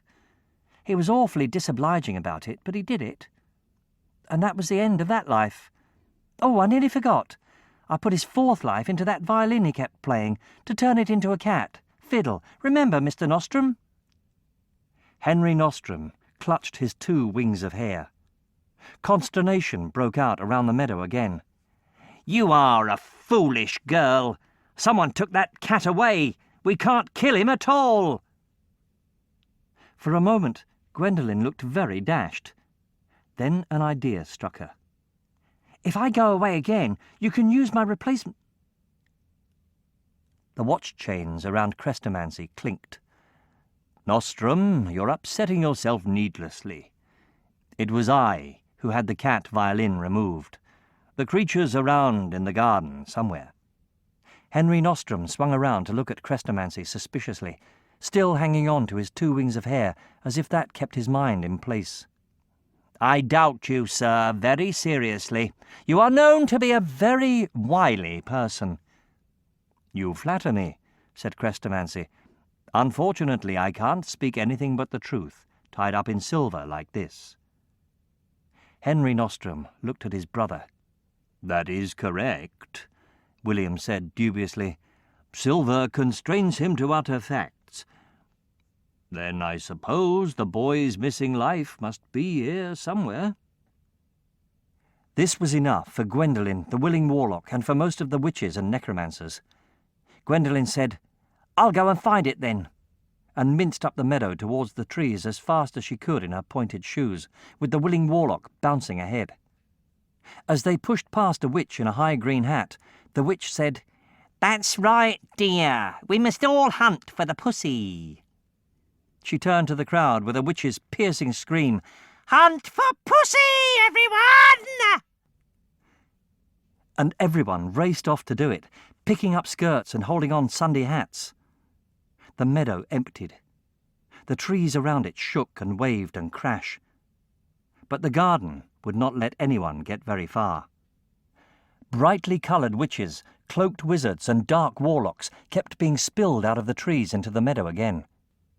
Cat heard Crestomancy say, "Your friends seem very ignorant, Nostrum.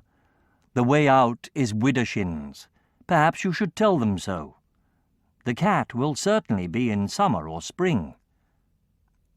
William Nostrum gave him a swirling glare and hurried off, shouting, "Widdershins, brothers and sisters, Widdershins!" "Let me tell you, sir," Henry Nostrum said to Crestomancy, "you are beginning to annoy me considerably."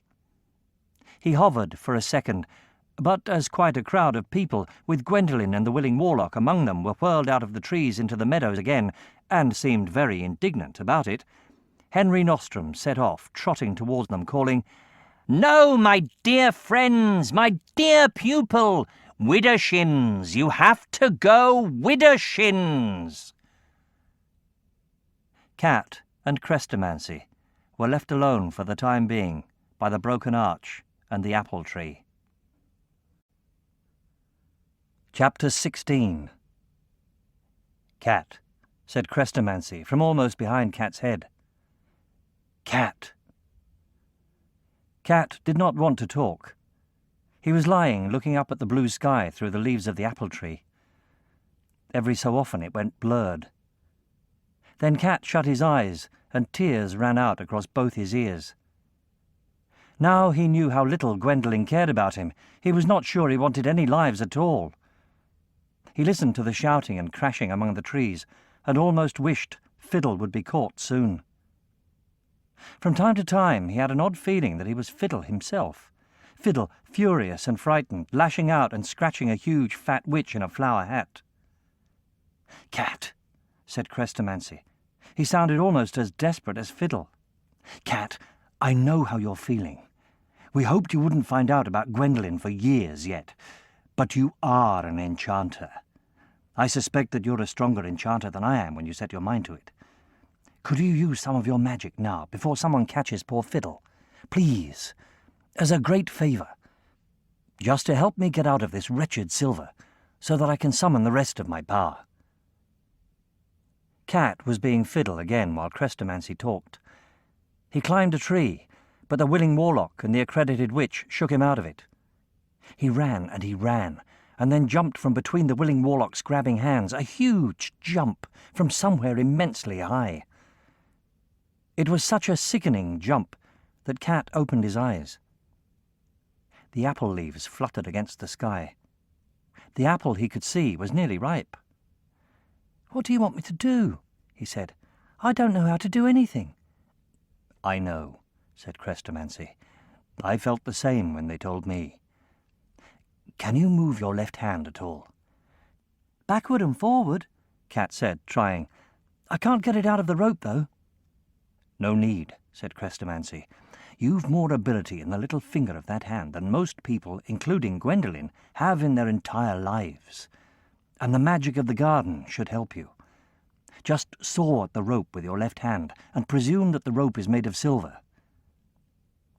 Cat tipped his head back and looked at Crestomancy unbelievingly. Crestomancy was untidy and pale, and very much in earnest. He must be telling the truth. Cat moved his left hand against the rope. It felt rough and ropish. He told himself it was not rough rope, it was silver. And the rope felt smooth. But sawing was rather a strain. Cat lifted his hand as far as he could get it and brought the edge of it down on the silver rope. Clink, jingle. The rope parted. "Thank you," said Crestomancy.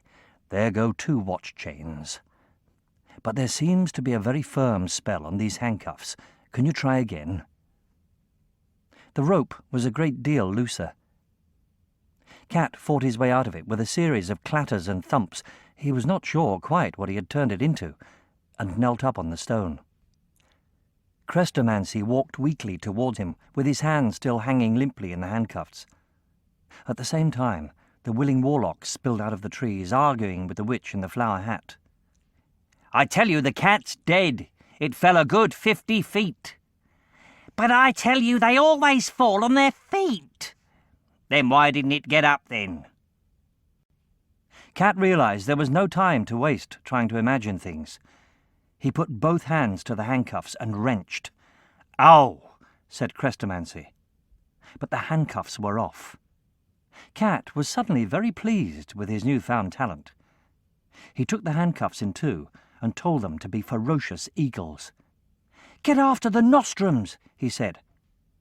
The left handcuff took off savagely as ordered, but the right half was still a silver handcuff, and it fell on the grass.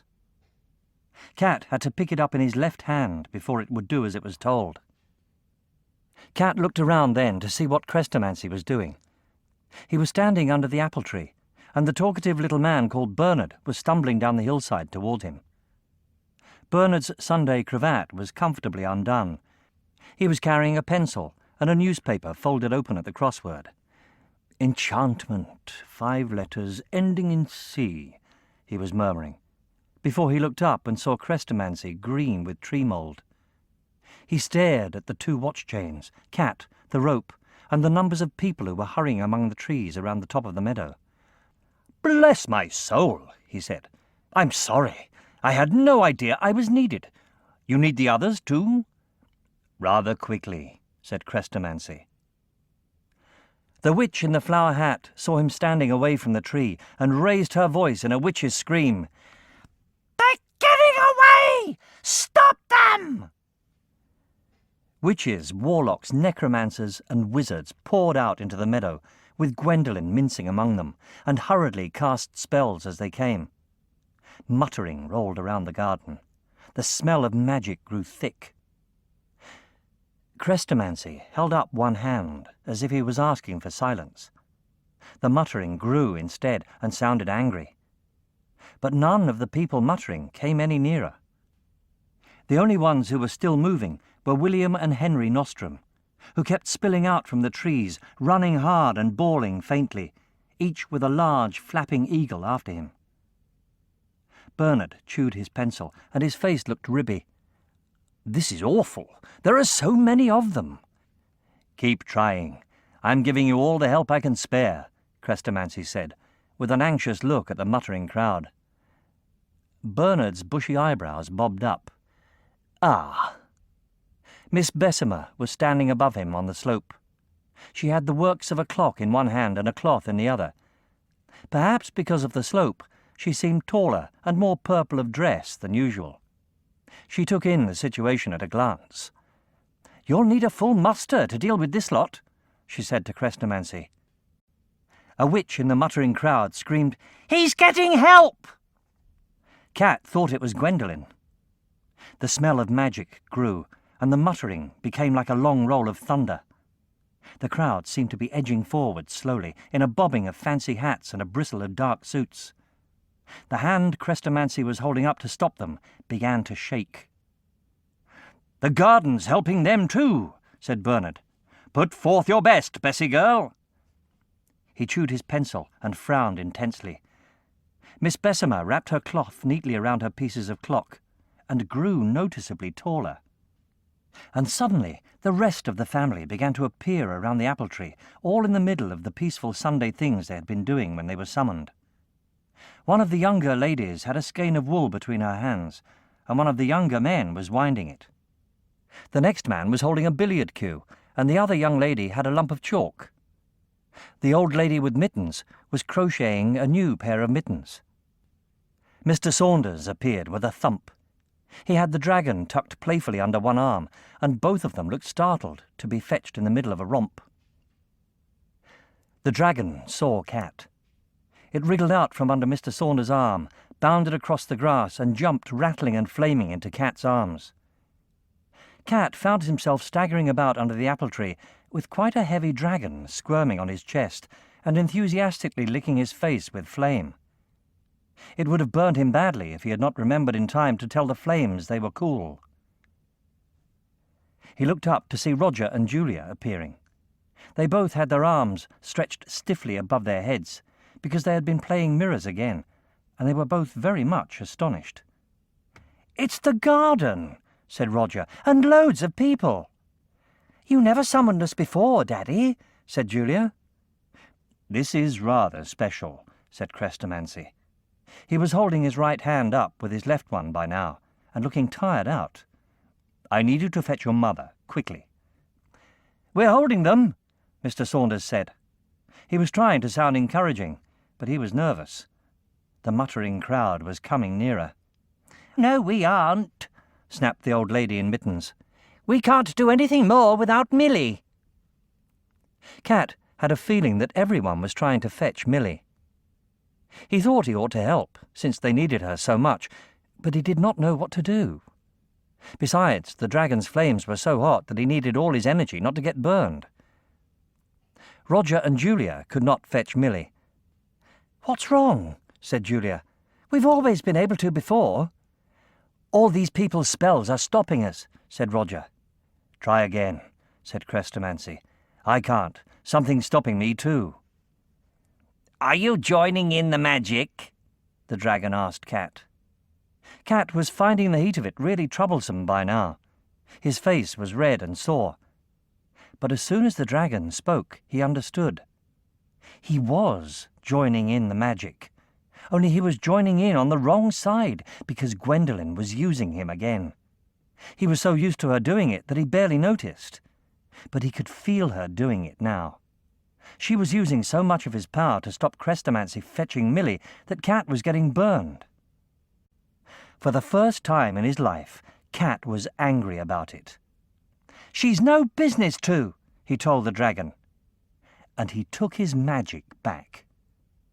It was like a cool draught in his face. "Cat, stop that!" Gwendolyn screamed from the crowd. "Oh, shut up!" Cat shouted back. "It's mine!" At his feet, the little spring ran bubbling out of the grass again. Cat was looking down at it, wondering why it should, when he noticed a sort of gladness come over the anxious family around him. Crestomancy was looking upward, and a light seemed to have fallen across his face. Cat turned around and found Millie was there at last. He supposed it was some trick of the hillside that made her look tall as the apple tree. But it seemed no trick that she also looked kind, as the end of a long day. She had Fiddle in her arms. Fiddle was draggled and miserable, but purring. "I'm so sorry," Millie said. "I'd have come sooner if I'd known. This poor beast had fallen off the garden wall, and I wasn't thinking of anything else." Crestomancy smiled and let his hand go. He did not seem to need it to hold back the crowd any more. They stood where they were, and their muttering had stopped. "It doesn't matter," he said, "but we must get to work now." The family got to work at once. Cat found it hard to describe or remember afterward just how they did. He remembered claps and peals of thunder, darkness and mist. He thought Crestomancy grew taller than Millie, tall as the sky. But that could have been because the dragon got extremely scared, and Cat was kneeling in the grass to make it feel safer. From there he saw the family from time to time, striding about like giants. Witches screamed and screamed. Warlocks and wizards roared and howled.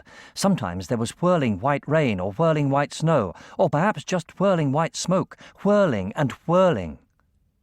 Cat was sure the whole garden was spinning, faster and faster. Among the whirling and the whiteness came flying necromancers, or Bernard striding, or Mr. Saunders billowing with snow in his hair. Julia ran past, making knot after knot in her handkerchief. And Millie must have brought reinforcements with her. Cat glimpsed Euphemia, the butler, a footman, 2 gardeners, and to his alarm, Will Saggins once, breasting the whiteness in the howling, spinning, screaming garden. The spinning got so fast that Cat was no longer giddy. It was spinning rock-steady and humming. Crestomancy stepped out of the whiteness and under the apple tree and held out one hand to Cat. He was wet and windswept, and Cat was still not sure how tall he was. "Can I have some of your dragon's blood?" Crestomancy said. "How did you know I'd got it?" Cat said guiltily, letting go of the dragon in order to get at his crucible. "The smell," said Crestomancy. Cat passed his crucible over. "Here you are. Have I lost a life over it?" "Not you," said Crestomancy. "But it was lucky you didn't let Janet touch it." He stepped to the whirling and emptied the whole crucible into it.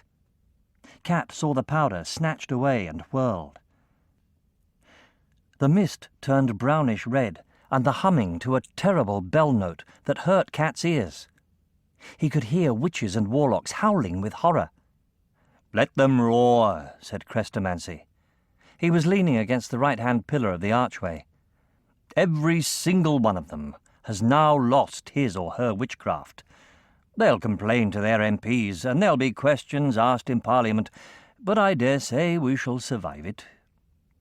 He raised his hand and beckoned.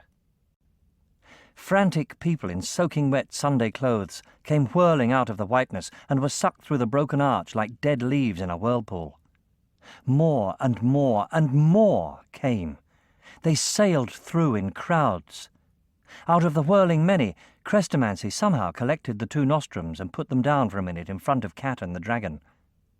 Cat was charmed to see one of his eagles sitting on Henry Nostrum's shoulders, pecking at his bald pate, and the other eagle fluttering around William, stabbing at the stouter parts of him. "Call them off," said Crestomanci. Cat called them off, rather regretfully, and they fell on the grass as handcuffs. Then the handcuffs were swept away with the Nostrum brothers and whirled through the archway with them in the last of the crowd. Last of all came Gwendolyn. Crestomanci stopped her too. As he did so, the whiteness cleared, the humming died away, and the rest of the family began to collect on the sunny hillside, panting a little, but not very wet. Cat thought the garden was probably still spinning, but perhaps it always did. Gwendolyn stared around in horror. "Let me go! I've got to go back and be queen!" "Don't be selfish," said Crestomanci. "You've no right to keep snatching 8 other people from world to world. Stay here and learn how to do it properly. And those courtiers of yours don't really do what you say, you know. They only pretend." "I don't care!" Gwendolyn screamed. She held up her golden clothes, kicked off her pointed shoes and ran for the archway. Crestomanci reached out to stop her.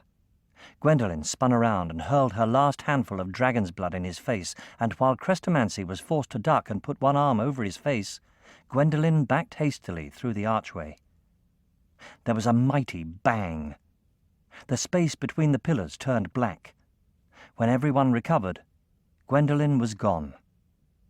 There was nothing but meadow between the pillars again. Even the pointed shoes had gone. "What did the child do?" said the old lady with mittens, very shaken. "Sealed herself in that world," said Crestomanci. He was even more shaken. "Isn't that so, Cat?" he said. Cat nodded mulishly. It had seemed worth it. He was not sure he wanted to see Gwendolyn again. "And look what that's done," said Mr. Saunders, nodding at the hillside. Janet was stumbling down the slope past Millie, and she was crying. Millie handed Fiddle carefully to Julia and put her arms around Janet. Janet sobbed heavily. The rest crowded around her. Bernard patted Janet's back, and the old lady with mittens made soothing noises. Cat stood on his own near the ruins, with the dragon looking inquiringly up at him from the grass. Janet had been happy in her own world. She had missed her mother and father. Now she was probably in this world for good, and Cat had done it. And Crestomanci had called Gwendolyn selfish. "No, it's not that, quite, really," Janet said from the midst of the family. She tried to sit down on the fallen block of stone, and got up quickly, remembering the way it was being used when she last saw it. Cat had a very gallant idea.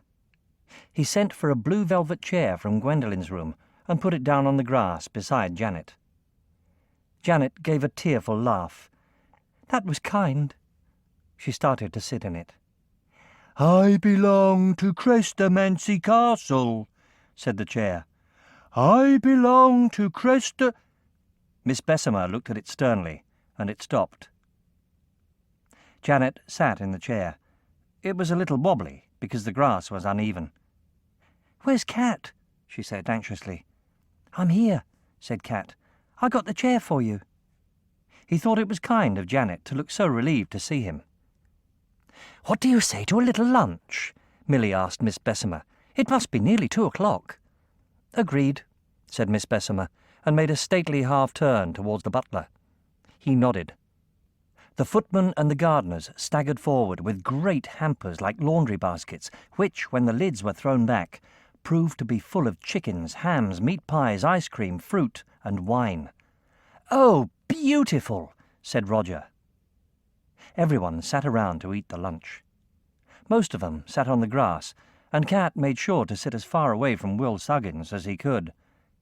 Millie sat on the stone slab.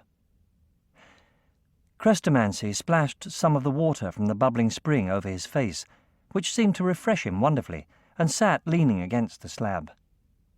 The old lady with mittens produced a tuffet out of nowhere, which she said was more comfortable, and Bernard thoughtfully shook out the remains of the rope that Cat had left by the rock. It became a hammock.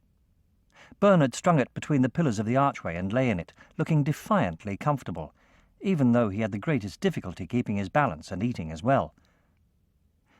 Fiddle was given a wing of chicken and took it into the apple tree to eat, out of the way of the dragon. The dragon was jealous of Fiddle. It divided its time between breathing resentful smoke up into the tree and leaning heavily against Cat, begging for chicken and meat pie. "I warn you," said Mr. Saunders, "that is the most spoiled dragon in the world."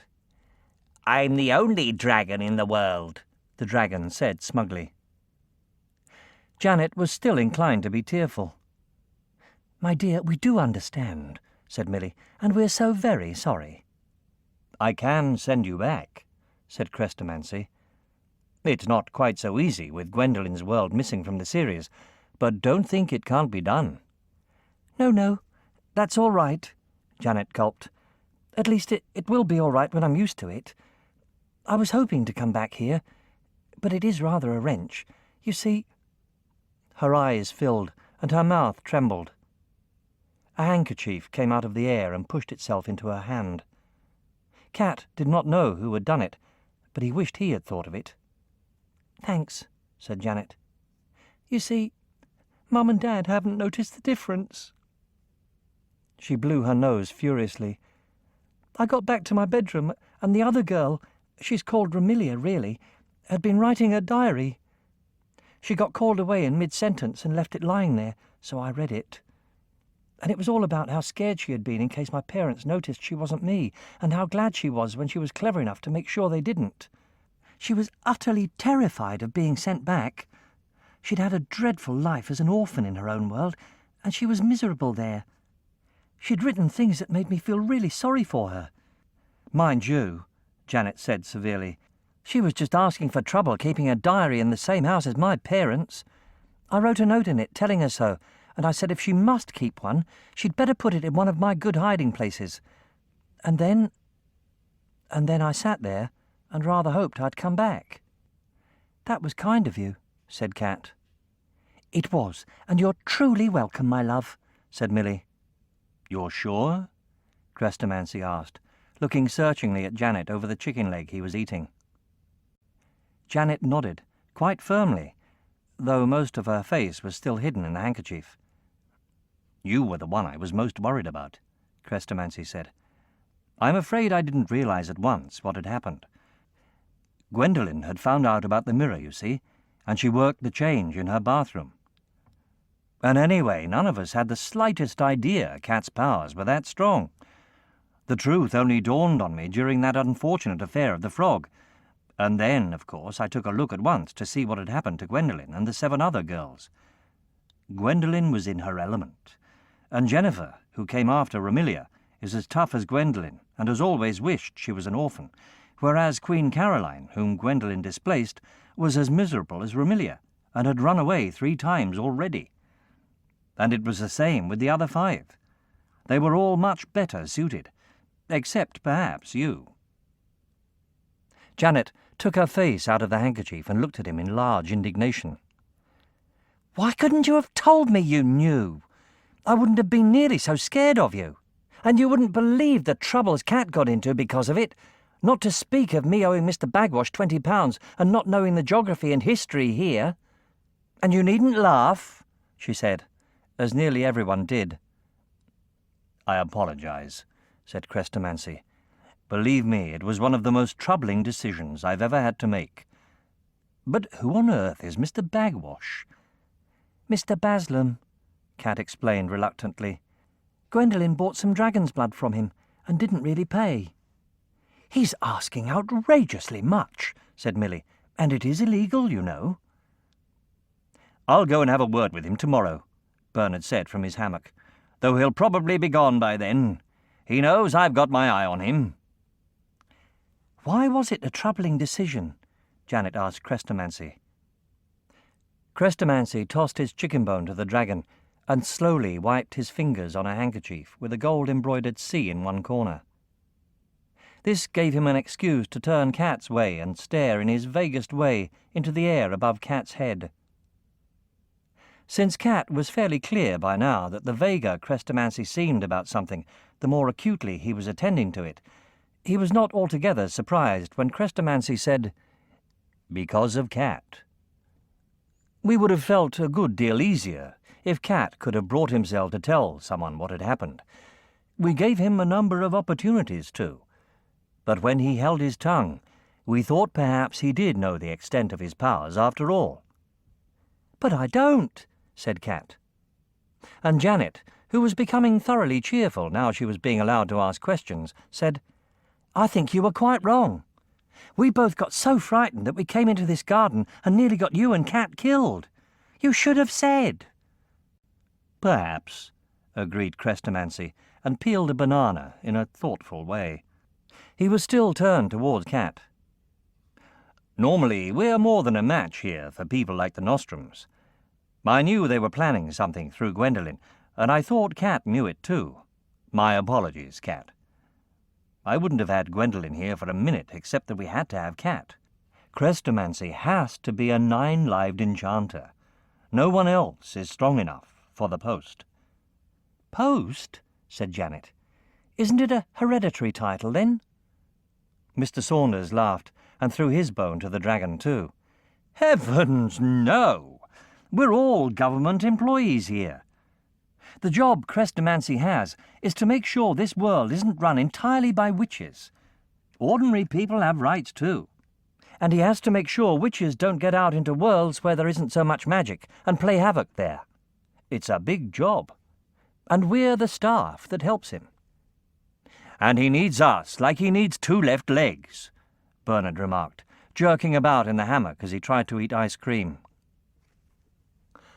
"Oh, come now," said Crestomancy. "I'd have been sunk without you today."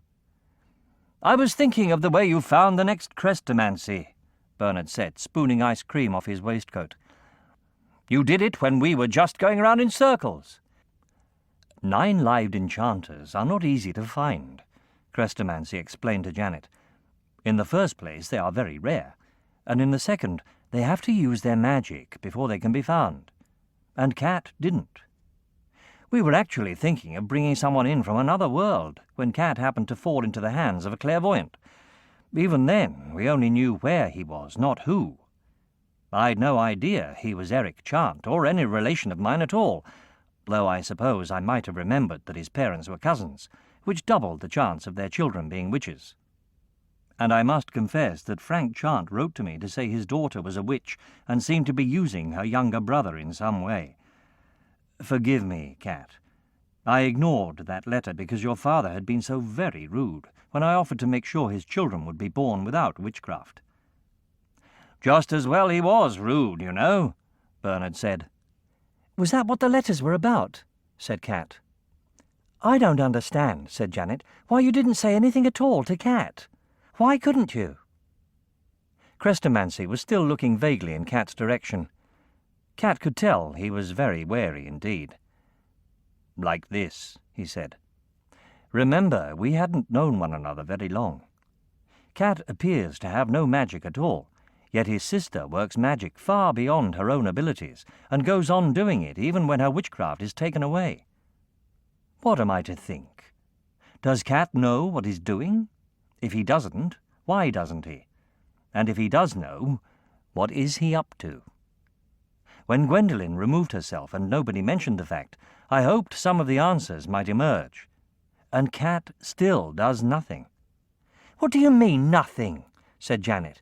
"There were some fabulous horse chestnuts, and he kept stopping Julia." "Yes, and I couldn't think what was happening," Julia said, rather ashamed. Kat felt hurt and uncomfortable.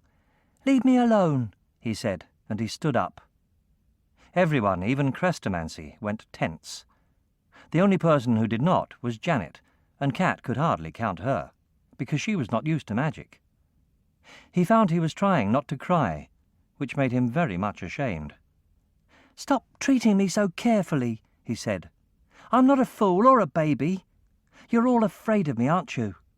You didn't tell me things and you didn't punish Gwendolyn because you were afraid I'd do something dreadful. And I haven't. I don't know how to. I didn't know I could. My love, it was just that no one was sure, said Millie. Well, be sure now, said Cat. The only things I did were by mistake, like coming here in this garden. And turning Euphemia into a frog, I suppose. But I didn't know it was me. You're not to worry about that, Eric, said Euphemia from the hillside where she was sitting with Will Saggins. It was the shock upset me. I know enchanters are different from us witches, and I'll speak to Mary, I promise. Speak to Will Saggins too while you're at it, said Janet, because he's going to turn Cat into a frog in revenge any minute now. Euphemia bounced around on the hillside to look at Will. What? She said. What is this, Will? Crestomanci asked. I laid it on him. For 3 o'clock, sir, Will Saggins said apprehensively, if he didn't meet me as a tiger. Chrestomanci took out a large gold watch. It's about due now. If you don't mind my saying so, that was a little foolish of you, Will. Suppose you carry on. Turn Cat into a frog, or yourself into a tiger, or both. I shan't interfere. Will Saggins climbed heavily to his feet and stood facing Cat, looking as if he would prefer to be several miles away. Let the dough work, then, he said.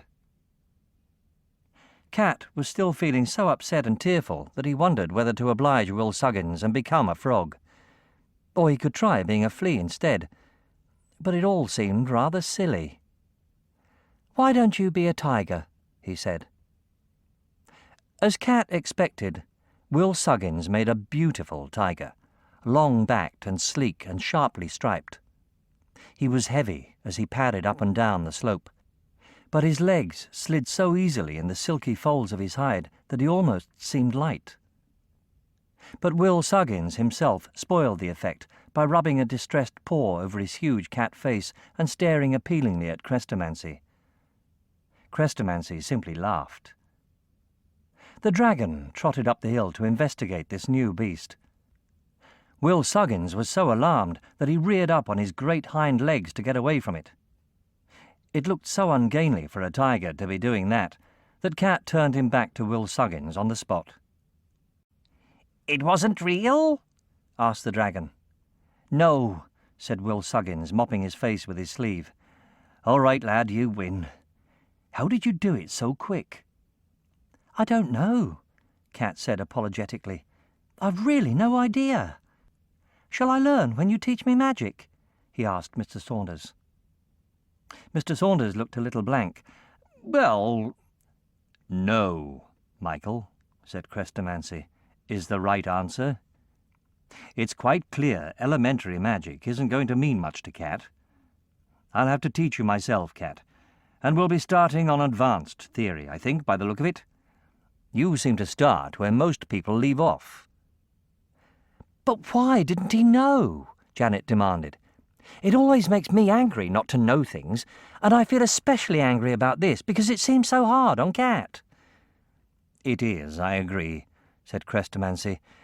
But it's something in the nature of enchanter's magic, I think. Something the same happened to me. I couldn't do magic either. I couldn't do anything. But they found I had 9 lives. I lost them at such a rate that it soon became obvious, and they told me I had to be the next Crestomanci when I grew up, which absolutely appalled me because I couldn't work the simplest spell. So they sent me to a tutor, the most terrifying old person, who was supposed to find what the trouble was.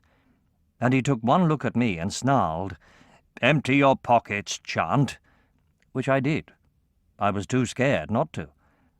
I took out my silver watch and 1 6 and a silver charm from my godmother, and a silver tie-pin I had forgotten to wear, and a silver brace I was supposed to wear in my teeth. And as soon as they were gone, I did some truly startling things. As I remember, the roof of the tutor's house came off. "Is it really true about silver, then?" Janet said. "For me, yes," said Crestomanci. "Yes, poor darling," Millie said, smiling at him. "It's so awkward with money. He can only handle pound notes and coppers.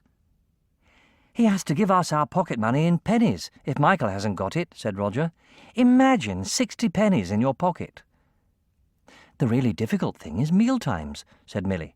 He can't do a thing with a knife and fork in his hands, and Gwendolyn would do awful things during dinner. How stupid, said Janet.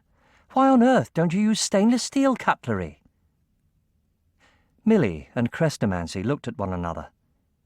I never thought of it, said Millie. Janet, my love, it's a very good thing you're staying here. Janet looked at Cat and laughed. And Cat, though he was still a little lonely and tearful, managed to laugh too.